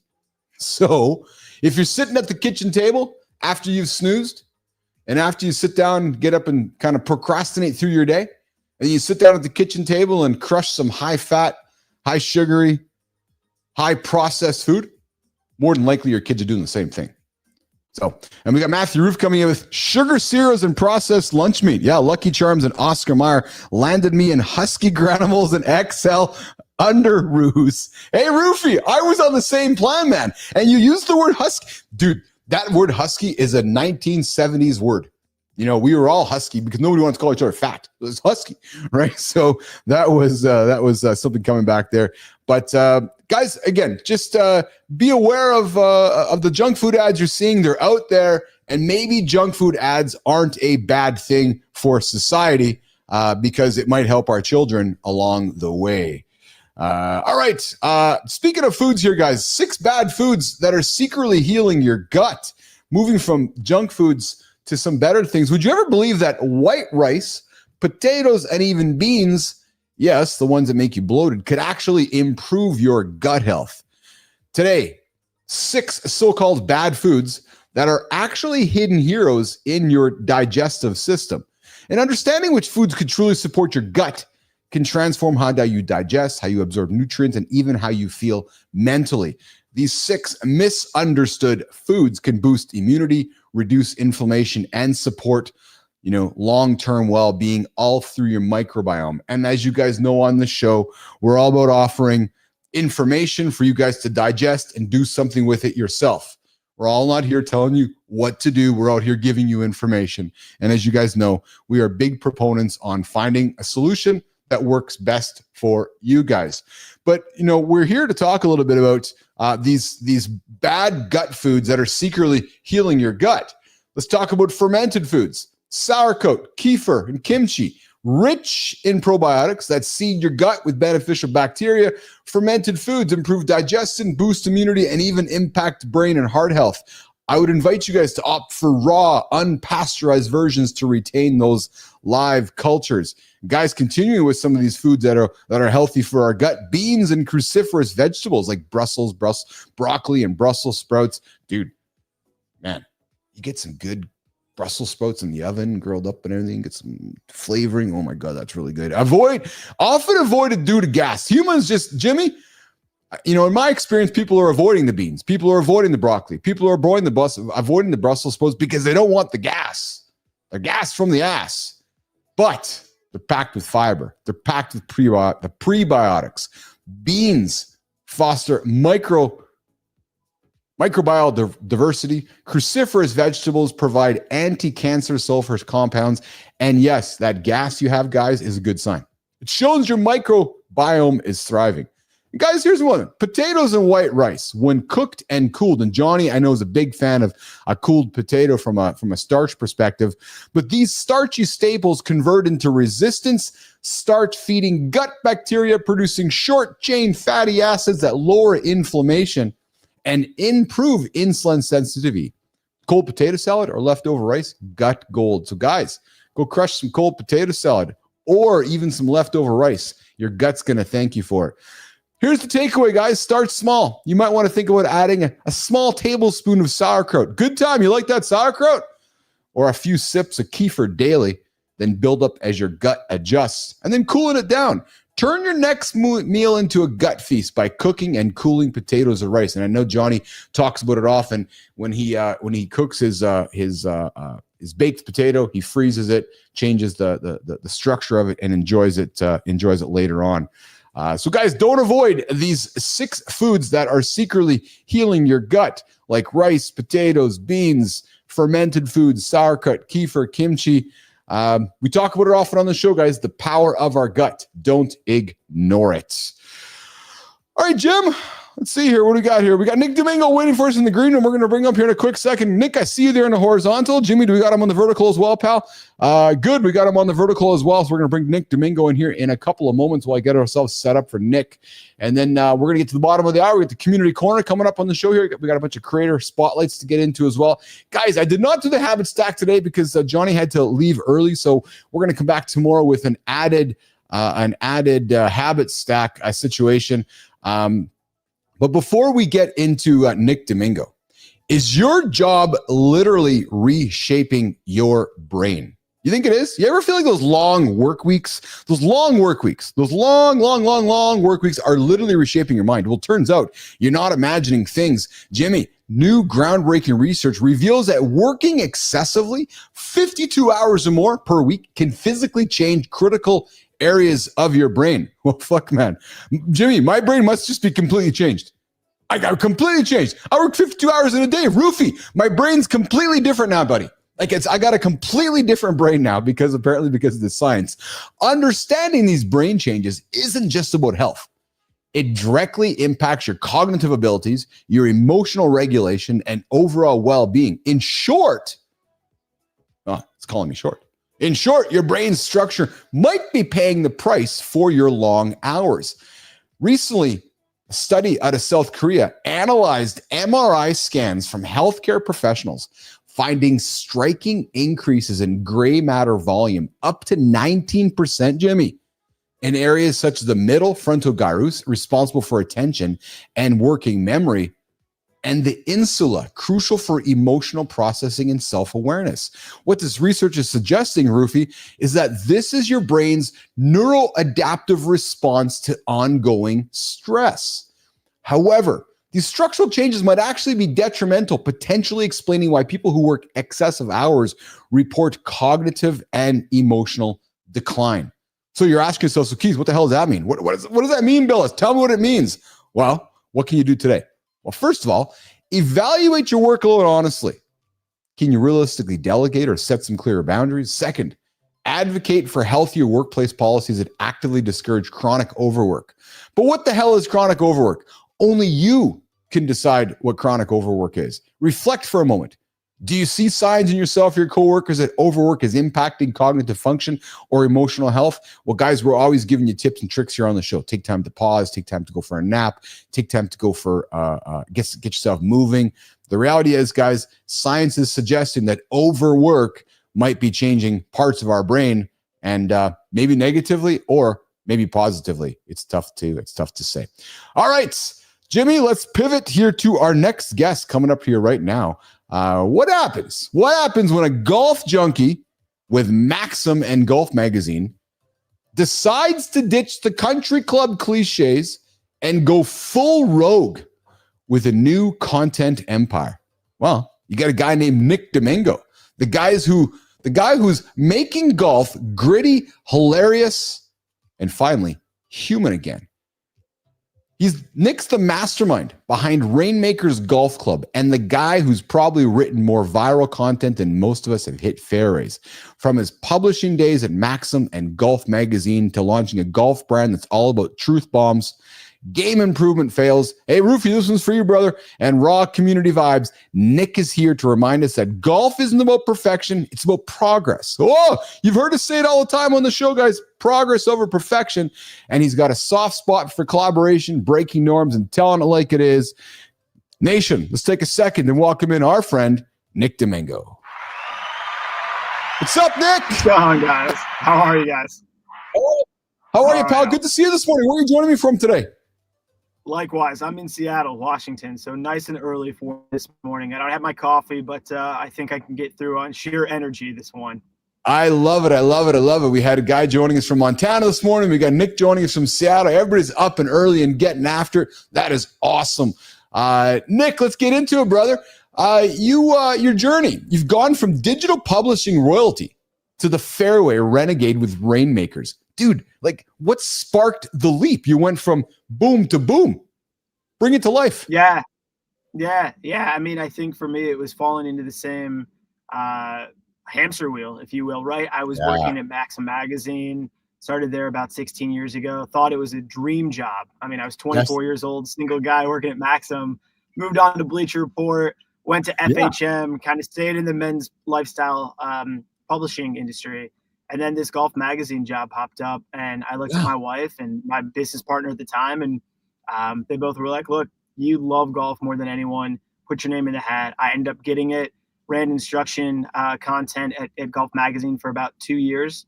And then back in December, ended up leaving, just thought, you know what, this is right for my family. This is right for myself right now. And figured, why not just give it a go? I'll always bet on myself against anyone in the room. So why not try it? So, Nick, did you come from golf as a young man growing up? Like, was golf part of your journey in life? Kind of. I started but not the core, right? It wasn't Yeah. No. I mean, like most 80s and 90s kids, I mean, I picked up my first golf club because of Tiger Woods.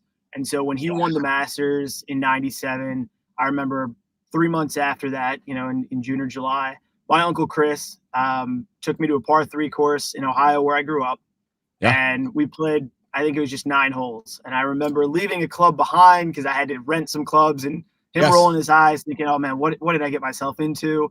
And from there, it was just a casual sport and an activity for me. I was baseball, basketball, soccer growing up, and golf was always secondary. It was just, like I said, a hobby that my friends and I would do. And then I just kind of landed in these roles in golf. I used to work maintenance crew where I'd get up at 5:30 and work from 6 to 2, raking bunkers, mowing tee boxes and greens. And then I would go caddy in the afternoon when I was in middle school. So I kind of found myself around the game. And it wasn't until, 2022 that I really dived into actually doing it for a profession. That's awesome. I got to tell you, so you're not here by accident, obviously. I was following your content, love your content you put on the platforms. Thank you. And Nick, I got to admit, man, there's a rebellious tone in how you approach golf. And listen, golf is not that typically. Have you always been the guy pushing against the clubhouse rules, Nick, or did this voice, this tone evolve with Rainmakers as you identified and created your identity and brand, Nick? No, I've always been, whether it was in golf or anything. I mean, ask anyone who's known me. I'm sort of the rebellious type. Everyone's going, upstream. I'm kind of going the other way. And I think in golf, I remember there was an interview that Brooks Koepka did a couple of years ago, and he's sort of the rebel in the golf space, right? Sort of this guy who's like, look, I'm really good at this sport. But he said golf is somewhat boring. And I think for me, I thought I put a lot of pressure on myself when I started at Golf Magazine because I wasn't golfy. And as I started to kind of connect with my colleagues the first couple weeks in that role, I wanted to just learn. I wanted to be a sponge, and I asked them, what's one thing that you guys think this role needs, or one thing that was successful with the guy who was here before? And the common theme with a lot of it was like, golf is just way too golfy. So it actually helped me get over that hurdle of, well, just be yourself, man. Like, shit, there's you're not going to be successful if you just don't lean into who you are. I can't fake being a, scratch golfer. If I can tell my story as I'm the most average golfer, I can go out and shoot 83 today, or I could go out and shoot 95 today. That is something that 90% of people and golfers really identify with. And I think, you nail it on the head when it's like, golf is not about perfection, it's about progress. And so for me, breaking 80 is sort of the goal I've had. I thought I was going to do it 2 years ago. I still have yet to break 80 as a golfer. But I think that's part of sort of my persona as the average golfer, the face and voice of the average golfer, especially online. And so for me, I want to tell that relatable golf instruction, remind people that, look, if you're picking up a golf club for the first time and you're seeing something on Instagram of a golf player or a teacher saying, do this, do this, do this, and it's a 1.5-minute clip, and that person expects to go out and all of a sudden become a good golfer, you're lying to yourself. I mean, this game takes so much work that you need to really tell the kind of nitty gritty of all this. It's like, Nick, part of your brand is the relatability of you, isn't it? Because if you were a scratch golfer, Rainmakers and your community you're building might not lean into you as much. Would that be fair for me to say? Oh, totally. And I think for a long time, again, when I was at Golf Magazine and even getting back in to Rainmakers and launching my own brand, there are some content creators out there who are scratch golfers. They played in high school, they played in college. I tried out for the golf team junior year of high school, made one cut by I think one stroke, and then the second day didn't make the cut and didn't make the team. So that relatability, I've always thought, I want to be the guy who leads every man in the room. And I want to be the most respected person. When I leave, I want people to remember my name. And those guys who are crushing it, kudos to them. They're the ones who are really, really good golfers. They understand and care about a lot of the, terminology that you would use. For me, I'm like, I just want to be one of the guys, man. Like I want everyone who sees Rainmakers and follows Rainmakers and participates with Rainmakers to feel like, this guy reminds me of some of my best friends. Really casual, really relaxed, super competitive, not with other people necessarily, but with myself. Like that's what golf is. I want to be the best I can be every single round, every single swing, but not do it in a tone where it's like, oh man, I'm really bummed because I shot 74 today. I didn't shoot 72. It's like, that's not my brand. I think keeping it casual, keeping it fun is all what Rainmakers is about. Love it. We got Matthew Roof joining us in the comments here. Nick up and at him at 6 a.m. before the dew is off the greens. Break out on your own. Another guy doing what he loves and making a life on his own terms. Dude, I had a guy on the show here just before you. His name's Doc Wiley. You guys look like brothers, man. The guy's 62, look like he's 30. So I know Matthew's comment is if you're doing what you're doing, you're going to keep yourself looking young. And Roofy comes back with so relatable. Breaking 80 is an amazing goal. I played 3 rounds last week, 94, 88, and then 102. 102. Crazy game. Yep. The 102 round was the favorite because of the laughter and the memories. And that's what's really interesting, right? Is that last one, he didn't shoot 68, didn't shoot 70. He shot 102, but it was his most enjoyable time. Talk about that for a second, because that's really the point of golf, isn't it? And I know it's such a cliche comment to make, but so many of us focus for perfection on the golf course, when in reality, Roofy's the one who's actually doing it right, isn't he? Yeah. I mean, so I'll take you back in, what was it? I guess last couple of years ago in August, I played my first ever Pro-Am. Played with a guy named Ryan Young. He's the head pro at Chambers Bay here down in Tacoma. So we're playing, and I got all hyped up. I mean, I'm sitting there, nervous wreck. I'm trying to do some work beforehand at a coffee shop. I'm down in coffee. I'm eating, and I'm making it a big deal. And it's all in my head, which golf is hugely mental, right? So I go out there and I just shit the bed. Just played awful. We finished, I think, like 23rd of like 28 teams. And I knew I just didn't carry my weight, right? Even with like the strokes that I was given. Then fast forward to last year, I played in my first ever member guest at Chambers Bay with Ryan and some other guys. And I just remember all these guys, it's obviously a US Open host site. These guys paid a lot of money to be there. I think there were 18 teams that were there. And I just remember showing up and kind of faking this mentality of I care.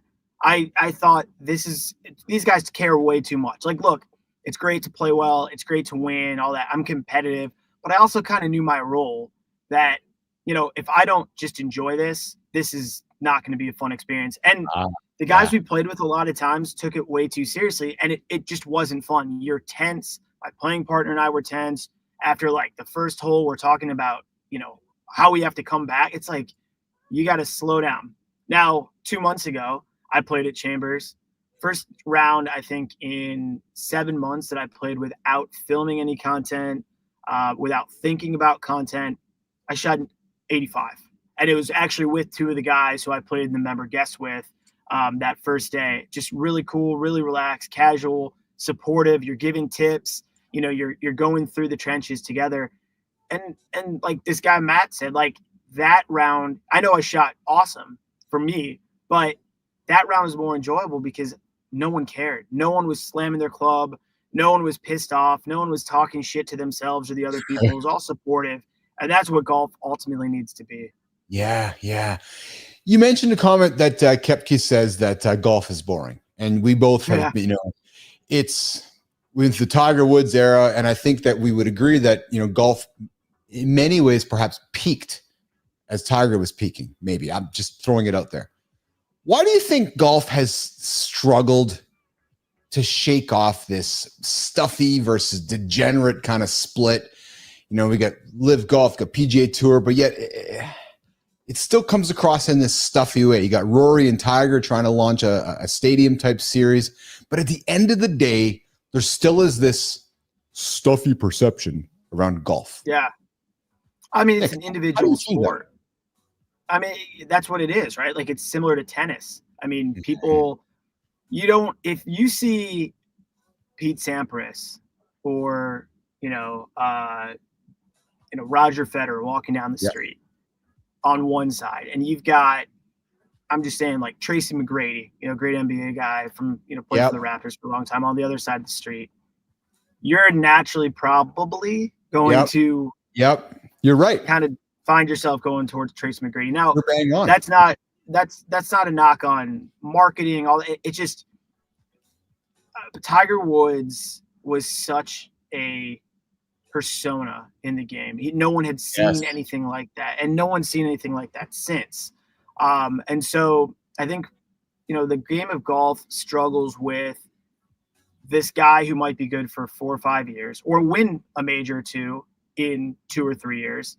And then they kind of just fall off, and they don't really market them the way that an NBA or NFL team does. And I think that that's ultimately what it, I mean, all individual sports, it's hard to stay on top because you're expected to win every time you go out. Scotty Scheffler is expected to win every single tournament. Yes. It's not realistic in this sport. And he, as good as he is, and as much as he is very much, him and Rory are the faces of golf. Bryson and Brooks, you kind of throw in from the live side. Those guys will never be a Patrick Mahomes. They will never be an Anthony Edwards or LeBron James or these guys who are emerging superstars just because of the sport that they play. And I don't know how you really fix that problem. I think people are trying to, find ways to do it. Bryson does it great with what he's doing on YouTube, Phil Mickelson and the guys that he's doing with the high flyers and partnering up with Grant. Those are ways that people will obviously see them and engage with them. But again, not like it is with the NBA or NFL. Yeah. Nick, let's move a little bit into the media side of things where you are today. So you came from legacy brands like and I want to be respectful of your time. Do you got a few extra minutes for me? Yeah, absolutely. Awesome. Coming from legacy brands like Maxim, Esquire, FHM, what lessons are you deliberately not applying as you build Rainmakers? That's a great question. That's what I'm paid to do. Yeah, exactly. I've always preached access over excess. And Okay. when I was at some of those brands, I don't think, people want as many articles, as much content as possible out there. They always think that this is going to be the one that goes viral. And I think for me, slowing things down, reminding myself, hey, I'm one guy. I have a team, of a handful of people who are great, and they're content creators and videographers and editors. But we know our lane. We don't want to just post content to post content. We want to very much tell a story, build a brand, make it relatable, make it fun, and remind the people that we're on camera with, especially, that this isn't Golf Magazine, it's not Golf Digest. We don't need to be stuffy. Let's have fun, and I think that comes through our tone, through the way we interact and engage on camera, and then hopefully through the videos that we produce, people see that and say, man, these guys are awesome. They're very different than what's out there in the golf instruction space and golf media space. So I have to think then that makes you quite relatable when, your word, like these are your words. Golf is fucking hard. It's Nick Domingo. It is. Right. Yeah. But I'm making an assumption that when you make that statement, when you say that, and it was like, yeah, it is fucking hard. You're showing a messy side of yourself and your business that I'm going to suspect very much resonates with your audience, because when you make that statement, you're automatically removing yourself from the stuffiness of golf. Because I walk out going, this is fucking hard. It's like, yeah, I like this guy because he's supposed to be the golf expert and he's telling me it's hard too. So right off the bat, you've broken a barrier. Would you agree with that? I mean, I hope so. I love hearing that. I appreciate that. I think, no one likes the kid who is born with a silver spoon, in his mouth and gets handed everything. Yes. And I think that's sort of the approach I've always, asked my friends or family. I've always had sort of this like Kobe gene is sort of what we joke about. I have this crater-sized chip on my shoulder that I will create a narrative to compete with somebody and try to win.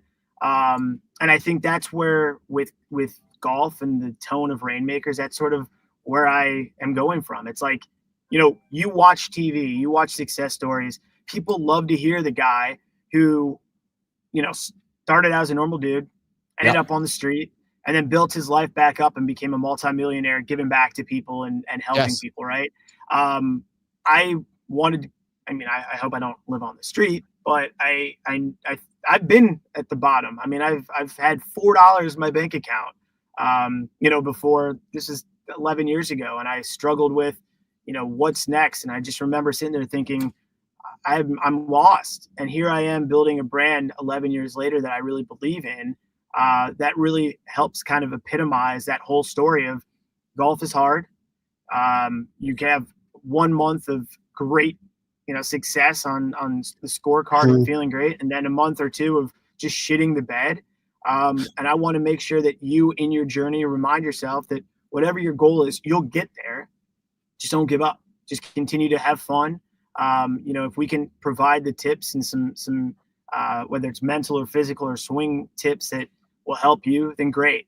That's ultimately what I want Rainmakers to be. And I think that's, as you said, sort of the appeal and the charm of, I wouldn't say just me. I want that to be of the brand, because the brand is bigger than me. So I love that you've kind of recognized that, because that is what we're all about. So now I'm going to take a few minutes to get some advice from my little buddy, Nick Domingo here. You got yourself a YouTube channel. It's pretty successful. I do. I'm building a men's lifestyle morning show, as if you can't probably see. And you've come from the world of Maxim, FHM. You're now creating YouTube. What advice would you give me or somebody listening right now on launching, managing, growing a YouTube channel? Domingo. I mean, the first one's always easy. Just be authentic. And I think you can see that through the way that you carry yourself and communicate with people. People are going to be able to see if you're fake or not very easily.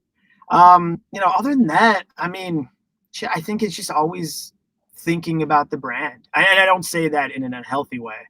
I wake up, I go to bed, and I wake up every morning loving what I do, but also thinking, how can I be better today?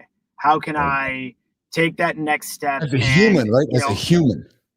Yeah. I mean, you want to learn every day. And I've been in rooms where I understand my role when, I've always joked, like, if you put me in a room of kindergartners, I will probably learn more from them than they will from me. Yes. But I also know that, like, I'm looked at as the adult to kind of be the leader in that situation. I've also been in rooms with some of the most successful, golf teachers on the planet. And I understand I'm not trying to show up anyone.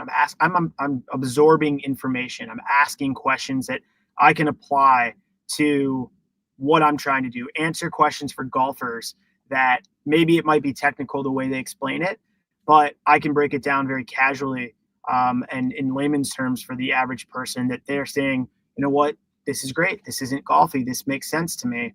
And I think that is, if you carry that with you, where you're thinking, how can I continue to get better? How can I, continue to get meetings and continue to get people to buy into what I'm doing and support what I'm doing? You're going to be very successful. Yeah. Hey, Nick, I know you are huge. You're huge on collaboration. Yes, so we have an opportunity right now to create some content, to put a call to action out for somebody. Here's the question for you, brother. What's one dream collab other than Mornings in the Lab with Keith and Friends? What's one dream collab you haven't pulled off yet, but you will?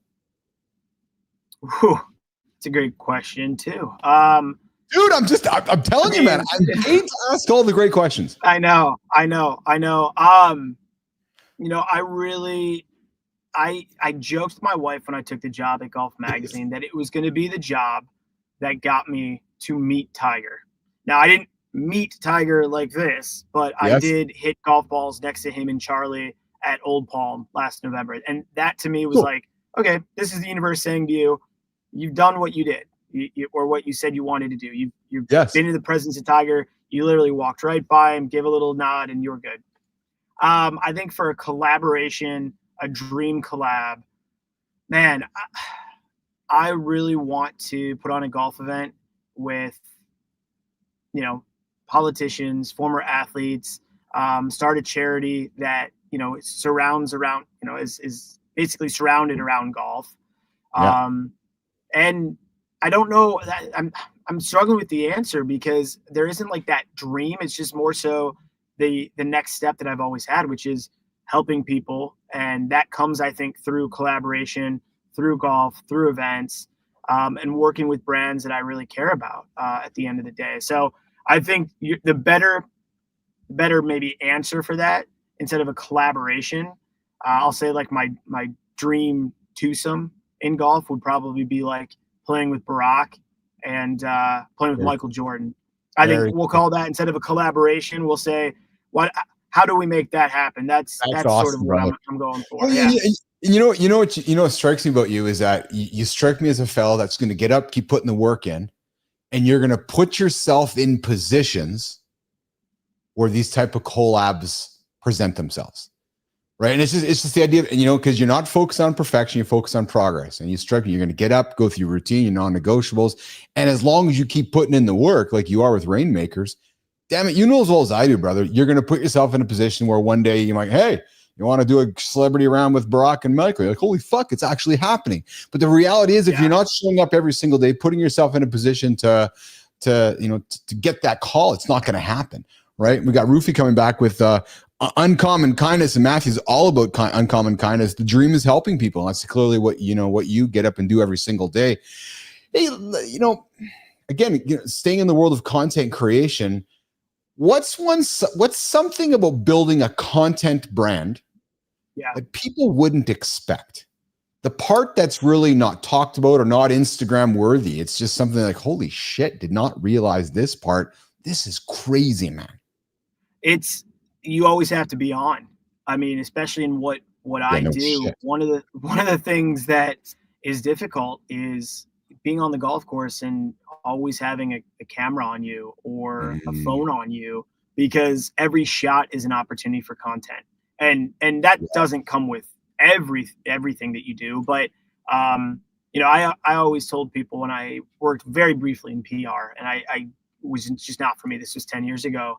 Yeah. I worked there for 3 months. And the reason I didn't like it was because I missed that storytelling. I missed leaving my house, walking by different coffee shops and using my senses to smell the coffee brewing at the local coffee shop, to hear certain things and see other things and be like, man, I can tell a story. I can literally tell a story in this 10-minute walk about why this is the most beautiful spot, beautiful time of day in Seattle, right?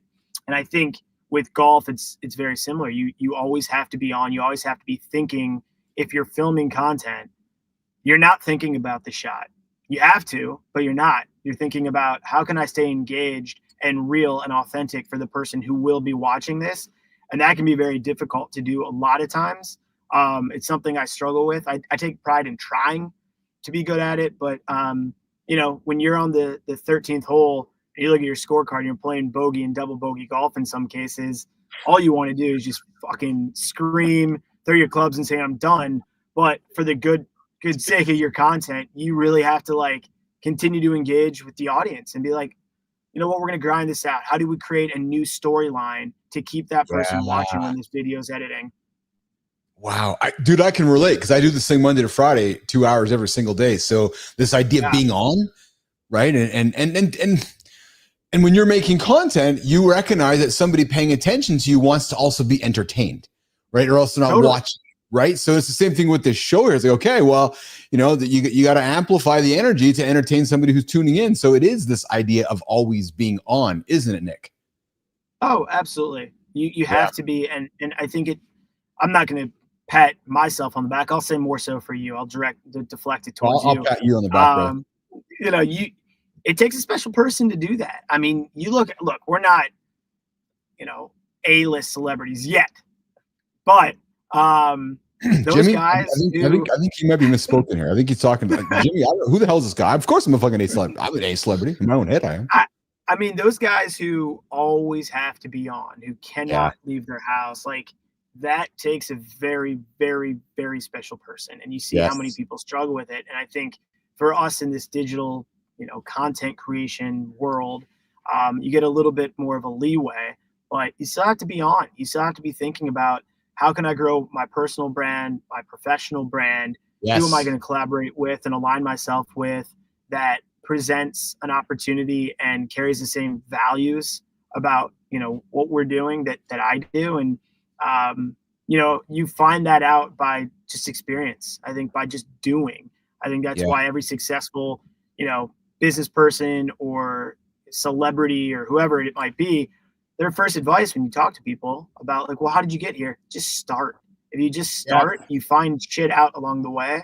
And I think that's the biggest thing for anyone who wants to, create anything. That doesn't have to be content. Just start. You're going to fail literally every day. You might have 2 months of sending emails nonstop and you might hear back from one person. But you know what? If you keep going, you're going to be successful. If that's ultimately what your goal is to be successful in. That's it. Hey, you're hanging out with myself, Keith Bilous, and our guest, Nick Domingo, the mastermind behind Rainmakers Golf Club and the guy who's probably written more viral content than most of us have hit fairways, from his publishing days at Maximum Golf Magazine to launching a golf brand that's all about truth bombs, game improvement fails, and raw community vibes. Nick's here hanging out with us this morning to remind us that golf isn't about perfection, you guys. It's about progress and, most importantly, having fun. Yeah, true story. Nick, I got some rapid hitters, man, to wrap up our chat with you here today. And my first one to nail at you, brother, is it goes like this. Favorite club in your bag? Don't lie. My putter. Oh, last video you laughed at on YouTube. Man.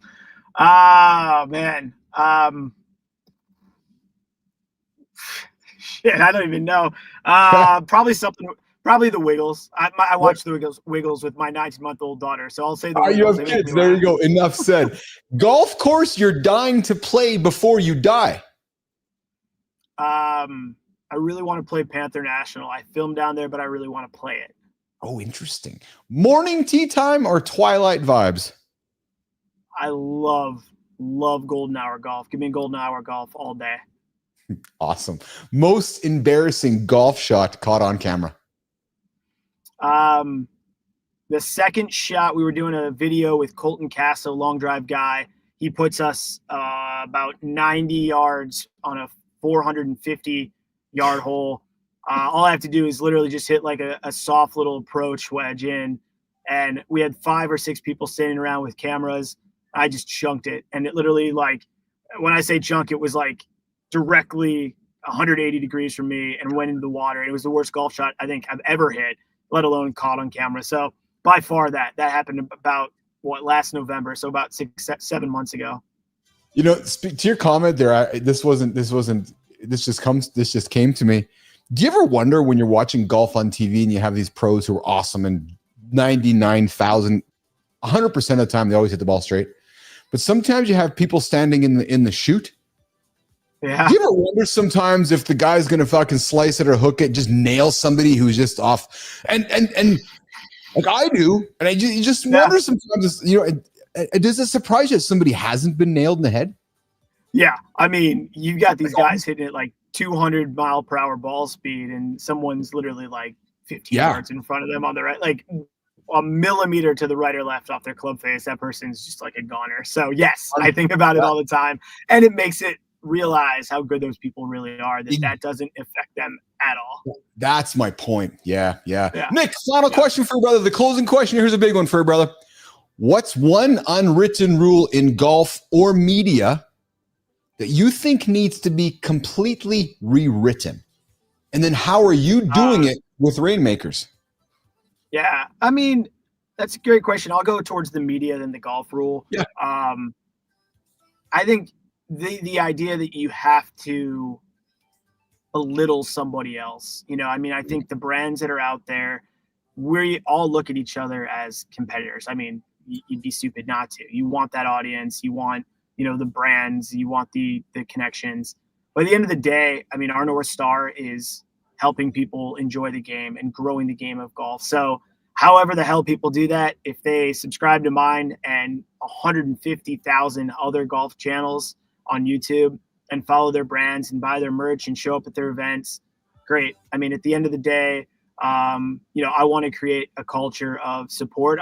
Obviously I want to win, but I think that's the unwritten rule in media is like, you know, why trash another person just for your own success? I think it's, you know, complete bullshit to try and do it. So I think support each other, uplift each other. And ultimately we're all going to win. I mean, that, you know, if that's the approach that you're doing. So that would be the rule I would change for sure. There's enough for all of us, isn't there, Nick? Oh, totally. There's what, 8 billion people in the world. Like you've got plenty of people who can, you know, support multiple people. And as I've said to everybody that I work with Rainmakers, you know, there's probably times in this journey so far that I've sacrificed potential income for myself because I've said to everybody, look, I want everybody to eat. And, you know, I went to Kentucky. There was a 30 for 30 that Coach Calipari was on, and he preached that to all those McDonald's All-Americans in that locker room. He said, look, you guys were all stars on your high school team. There's 5 or 6 All-Americans in this room. 5 start, you know, one other guy naturally is going to come off the bench. You're going to have to sacrifice points, playing time, all this for the good sake of everybody eating once you get to the NBA. And I think I follow that, and I very much prescribe to that, to say, you know what, all of us can eat, all of us can win, all of us can support each other. And, you know, if that's in the form of collaboration or otherwise, I'm all for it. Nick, I'm a fan, man. I'm a huge fan of yours. I'm a huge fan of what you're building. Like Likewise. I said, you were not here by accident. I love the content you're putting out there. And I got to tell you, brother, I never meet guests before the show because I want it to happen organically and get to know them organically. Everything that I've experienced with you in the last 30 minutes, this is a compliment to you. Everything I've experienced you for the last 30 minutes is exactly how you present yourself online. Thank you, man. I really appreciate that. And that's awesome. It means a lot, honestly. You're true. You're authentic. I can tell what and who your brand is. And that, I got to tell you, man, it's not everybody. I talk to a lot of people on this show and through my journey, and you know, in the ones that stand out, you kind of like, I find myself wanting to walk towards the camera to you and wanting to learn more because you clearly about collaboration. You're clearly not about knocking people down. You clearly recognize that there's enough for us all to go around. Like just golf fucking everywhere. You're like the kind of guy, like if we're all playing golf, I'm happy. And I don't care where you're playing golf, but I'm just Nick Domingo and I'm happy that you're all playing golf. Right? I think I'm right with that. Yeah. Yeah. I mean, look, there's so many more worse places you can be than a golf course shooting. Right? 102, So I think Roofie, 102. Hey, here's a question for you that a lot of entrepreneurs and business guys wonder. Yeah. Rainmakers, the name. How did you come up with the name? There's sort of a play on golf, right? Like what a Rainmaker shot is, like a really high shot. And then, from the fact that we're in Seattle or that I'm based in Seattle, you've got the rain. It seemed like a no-brainer. So that's where Rainmakers sort of came from. That's awesome. Nick, I'm really grateful you had time to spend with me today on the show here. We've got Matthew Roof joining us here saying, great stuff, fellas. Authenticity coming through on all sides. So true. Domingo, closing words from you, brother. How can folks find you? How can they connect with you? And anybody wants to get more from Nick Domingo, push your YouTube channel, push your LinkedIn, push it all, brother. Yeah. So Rainmakers Golf Club on YouTube. That's, our main spot where we're putting up 2 videos a week. Putting short clips on there as well. We've got Rainmakers GC on Instagram, where you can find obviously the brand, and then just Domingo on Instagram as well. That's my personal one. You probably won't see as much golf. You'll probably see some running and hell of a lot of my beautiful wife and daughter on there. So if you're into that, follow me on Instagram. If you're more into the golf, go ahead and give Rainmakers a follow. You said running. Are you a closet runner, Domingo? I am. I've been running for about 20 some years. I've done a bunch of half marathons. I'm 40 now, so my body doesn't recover as much as it did, or fast. Dude, you're 40? Jimmy, what the hell? Yeah. Jimmy, what are our guests drinking this morning? I gotta hold on, Jimmy. Keep them on the big camera here. Yeah. Dude, you don't look a day over 30. Well, thank you. I shave, so you don't see the gray as much. Oh, I see. Beard, I always say the trick is people always call, when people comment on me, I'm like, I just jacked the lumens up. I got to tell you, brother, here's the secret. Every 1,000 lumens on the lights knocks about 2 or 3 years off your face. So don't go to Botox, don't go to fillers, just increase the lumens, brother. I'm telling you. Love it. There you go. That's a little inside tip. I love that. That's an inside tip from Keith to my buddy Nick Domingo. Nick, I hope you'll come back and hang out again, man. I'm looking forward to connecting with you later today over coffee. I have thoroughly enjoyed our conversation today, man. I really have. This has been a lot of fun. Likewise. Anytime, man. And let's swap roles. And next time, maybe we do it on the golf course and we just we'll get my buddy, my business guy, Roofie to bring the camera. We'll do some golfing. Roofie can shoot the 102. I'll shoot the 140. And you can lead us around the course. That'd be fun, actually. We could do mornings in the lab along with Rainmakers from some golf course on the planet, and do the morning show as we're cruising. Hey, with 5G internet being ubiquitous, we'll get to a point where we can just get on the golf court and I can do the show live on the course with you. That would be fun, right? I mean, why not? I'm all for it. I mean, I'm up in Canada quite a bit. That's where my wife's from. So you guys tell me the time. She's from Saskatoon, so.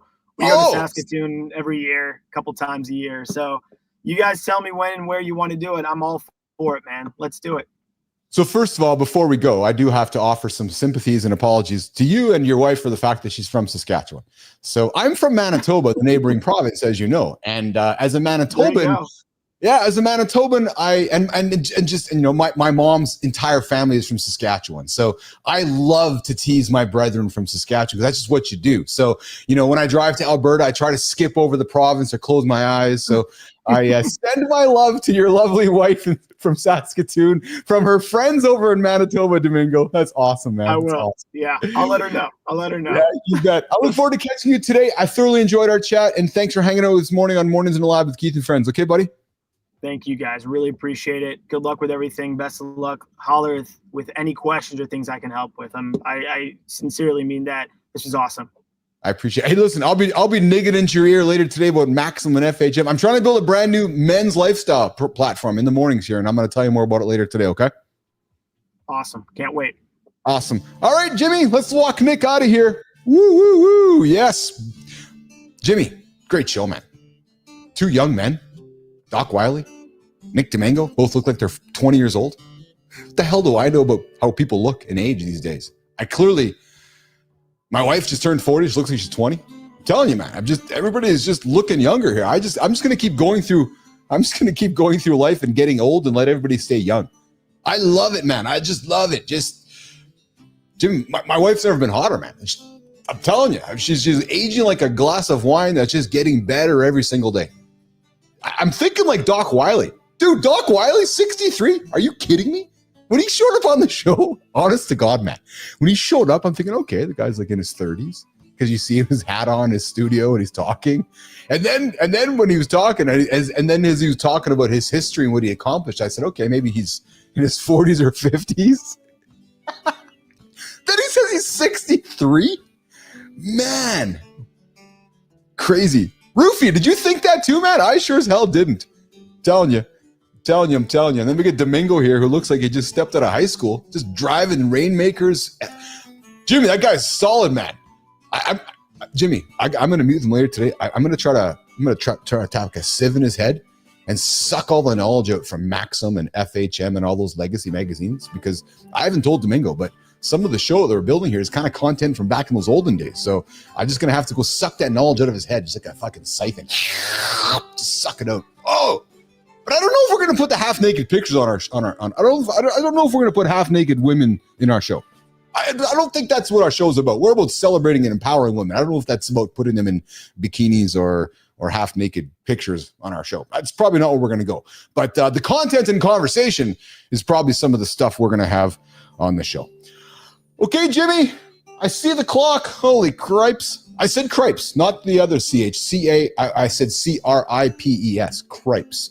Jimmy, let's do the community corner. I know we got some people we want to talk about over in the Mornings in the Lab community over on LinkedIn and Substack. So I'm pulling it up here. We're going to get to this part of the show here. And truthfully, Uncle Keith is learning how time works these days. Rufy, we got to start selling time, man, because our show just keeps getting longer and longer and longer. All right, guys, welcome. You guys know the sounds. It's how we start the show. It's how we're going to get us into the community corner. Yes, Lady Drew, I appreciate you. Lady Drew, Jimmy. Lady Drew is awesome. One of our biggest fans. You hang out the entire show. You're always engaging in the comments. And Lady Drew, I got to be honest with you, I can't address every comment because you're so engaged, and I love it. But I want you to know I see them. I read them, and I appreciate them. Today's stories. What's going on? Good time, respect, brother. I appreciate you too. Today's stories in the community corner hit all over the map. A life that looks productive but feels empty. A childhood too comfortable to build grit. A dad who's done being treated like a backup parent. And yeah, one take that reminds you to eat before declaring that the world is broken. Jimmy, let's get into it. Number one, LinkedIn. What if you're living to perform, not to fulfillment? With Shaken Alana Tart, friend of the lab, Alana Tart called out something a lot of us feel, but we don't say out loud. What happens when life becomes just another performance? In her post, Alana breaks down how we optimize, maximize, and strategize everything, even rest. But then Alana flips it, and she reminds us that the real wealth is time, health, and slow mornings. We're going to forgive her for the slow mornings, all right? Because mornings in the lab is nothing but slow. But the biggest wealth is who love you back.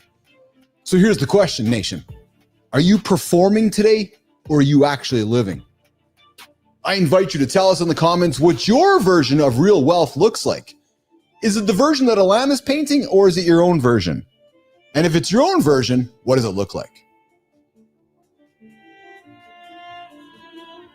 When everything's handled, what do you actually learn? Do you wonder that? Everything's taken care of. What are you learning? Well, Pete Hunt on LinkedIn hit a nerve with his realization about men who went to boarding school.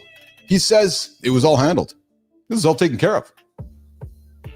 And according to him, that might be the problem. Fees paid, food cooked, sports kits washed. That kind of early comfort can stunt your ability to take ownership later in life. Well, Pete's not blaming. No, he's not blaming at all, actually. He's reflecting.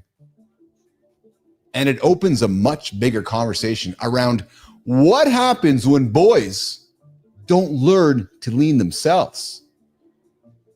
What's your opinion, nation? Did you go to boarding school? Did you have everything done for you? Or do you think Pete is onto something with this observation? If everything is done for you, how are you learning to do it yourself? Pete's asking the question. All right, number 3. Are we still treating dads like side dishes? Oh man, really? James Rutledge dropped a fire post. Just nothing but fire. Rutledge, I loved it, man. I loved it. You had me nodding along as I was reading it. It was a simple image. A dad pushing a stroller. But the caption? This is a dad. It's not a helper. He's calling out how often dads are still seen as the secondary parent. And guys, I'm going to tell you something. The data is backing it up. Paternity leave, cultural norms, all of it still puts dads on the sidelines. That's changing. James is helping lead that shift, and it's a conversation we need to have. That dads aren't simply bystanders helping mom raise the kids. We're not the babysitter. Jimmy, we're not the babysitter. Over to you, nation. What do you guys think? What does being a fully present dad look like in your world? And how do we make sure we're not repeating old patterns, you guys? How? How do we make sure? Is it by showing and doing or telling? We know the answer to that. All right, Jimmy, let's pivot over to Substack, our other platform we're building on. The psychological habits that are holding you back. Dan Coe just unloaded a post that all of us can benefit from. It's called 7 Habits Preventing You from the Life That You Want. And guys, you know how often we talk about habits here on the show. Let me tell you something. It's not surface stuff. This is about identity, self-sabotage, and what happens when your old operating system keeps running the show. Dan's first habit, not being selfish enough. Not in the ego sense, but in the take ownership of your life sense. He says, you aren't where you want to be because you aren't the person who would be there. Ooh, think about that. Think about that. Think about that. Talk about a gut punch. It's true. You aren't where you want to be because you aren't the person who would be there. I invite you to check out Dan Coe on Substack and read that article. Let me know in the comments, what's one habit you think sabotages yourselves on a daily basis? Are you that person who's ready to be over there? And if you're not, what are you doing to get over there? All right, Jimmy, let's keep the momentum going, brother. You heard me say it, momentum. Let's keep it on Substack. Guys, say yes before you're ready. There's a golden rule that Cal Rakowski lives by. She calls it, say yes before you're ready. And her post in Substack is packed with stories of how the best things in her life came from saying yes before she had a plan. You hear me and Johnny talk about all the time, guys. Get up, get moving. The momentum will happen, and then magic happens. Movement, momentum, and magic. And Cal Rakowski's talking about the same way. It's not about recklessness. It's about courage. It's about walking towards failure. It's about giving life a chance to surprise you. Think about that. When's the last time you said yes to something that scared the living shit out of you? And how did you change it? Did you walk towards it? Or did you walk away from it? It's a question. The next question is the world falling apart or do you just need a snack? This one's hilarious, man. Laura Kennedy. Man, this is a genius post. Laura Kennedy posts on Substack. You may have reached the conclusion that the world is doomed. You just look around going, it's fucking doomed everywhere. Or you might just be hungry. Think about it. Or you're hangry. And it's such a good reminder when you're tired, you're overwhelmed, or you're burnt out, it's easy to go full existential crisis. But sometimes, guys, pause. It's just low blood sugar. And I'm telling you, Cal's point is serious, though. We've got to stop assigning permanent meaning to temporary moods. You hear Jory talk about on the show, it's a moment. It might be a moment where you're in a bad mood. So I invite you, tell me in the comments, what do you do to catch yourself before spiraling into endless negativity? What do you do? Do you go for a nap? Do you go for a sleep? What do you do? That's it for today's Community Corner. If you want to be featured in this part of the show, I invite you to follow us on LinkedIn and Substack and tag Mornings in the Lab with Keith and Friends in your next post so we can shine the light on you as part of our Community Corner segment here on the show. Speaking of shining the light, we're moving the light over to the Creator Spotlight part of our show here today. And our first one coming up, we're going to dig into LinkedIn on this one. We are going to link into we're going to dive into LinkedIn on this one, and I just got to get my proper tunes going for this one. Jimmy on the LinkedIn Creator Spotlight. That's where I am right now, pal. You can't coach a sales team. Nope, you can't. You can't coach a sales team if you're drowning in your own chaos. We've all seen it. Brilliant founders and overwhelmed execs still leading the sales teams off the side of their desk. Yeah, just over there. CRM's a mess. The pipeline's dry. Everyone on the team is frustrated. And the pressure, it's heavy. It's heavy. Because deep down, you know you're capable of more. That's where one fire starter flipped the script. He took his darkest moments, financial collapse, identity crisis, suicidal thoughts, and he lit a match. Phew. Now, this fellow teaches leaders how to build performance and people. No fluff, no burnout, just results that spark from the inside out. He's got 20 plus years in adult education, mindset work, and corporate sales. Jimmy, this guy's the founder of Firestarters, Inc. He's the fractional VP of sales, transforming sales cultures from the inside out. Nation, I invite you to take a moment out of your day to be introduced to Jason Barnaby. What's going on, Jason? What's shaking Jason Barnaby? The guy who's comfortable being uncomfortable. Yeah, that's a true story right there.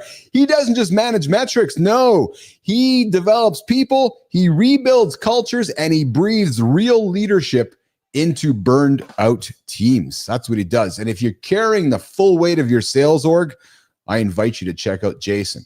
He's not just a consultant. This guy has absolutely lived it. Jason Barnaby, he'll help you fix the pipeline and fuel your people. If you haven't followed Jason, I invite you to do so. He leads loud with vulnerability, story, and heart. This is the kind of fire your team's been missing. Check him out, Jason Barnaby, over on LinkedIn. And Jason, here's how it works, brother. Love to have you on the show. True story. Come hang out with me and Jimmy. Come bring your energy, your excitement, your vulnerability, so we can hand you the Mornings in the Lab spotlight that we're shining on you right now, so that you can shine it on somebody else as part of our Community Corner Creator Spotlight, happening daily here, 9:30 Eastern Time on Mornings in the Lab with Keith and Friends. All right, Jim, let's keep it rolling, man. Let's go to our next one, our final one here today in the Creator Spotlight this morning. We're going to make our way over back to Substack, you guys. And we got somebody here who I think their content is awesome. I'm a fan of this fellow, and I'm excited to share it with you today. You felt it before. That moment when someone stops listening. You're speaking, but the trust is gone. And once it's gone, good luck getting it back. Whether you're leading a team, you're raising a family, or trying to make your ideas land, your influence hinges on one thing. One thing. It's called trust. And there's a guy who's been teaching everyone how to build it. His name, Jimmy. This morning, Mornings in Live with Keith and Friends wants to introduce you all to Jay Klaus. What's going on, Jay? I'm a huge fan, brother. Founder of Creator Science, a media company focused on helping people earn trust at scale. Real sustainability influence that moves people. His Substack, Jay's blog, breaks down the overlooked dynamics that shape how we connect, communicate, and lead. Jay's not just teaching creators. He's teaching all of us how to be heard, respected, and trusted in a world full of distraction. With a community of thousands, a track record of results, and a deep respect for the long game, Jay is building something most people never figure out. A reputation that lasts. So nation, if you care about being trusted, not just followed, Jay Klaus is someone worth learning from. I invite you, go check out Jay's blog on Substack and learn how to lead with trust in every room you enter. And Jay, here's how it works, brother. We'd love to have you on the show. We'd love to have you on the show. We'd love to take the old Community Corner Creator Spotlight, hand it over to you, brother, so you can shine it on somebody in your world, in your community, and make them feel as special as they are on behalf of you, on behalf of Mornings in Lab with Keith and Friends on the Creator Spotlight in the Community Corner. Daily, 9:30 Eastern Time. All right, well, there we go, guys. We've wrapped up another show here. And old Uncle Keith's bladder's dancing here again. Jimmy can see me moving around. Yeah, moving around. Guys, we're back tomorrow here. We're talking intermittent fasting. 8 o'clock Eastern time, right here on LinkedIn, YouTube, and X. I'm going to go. Jimmy, let's get back at it tomorrow. I got to run out of here, guys. We'll see you tomorrow. Ciao.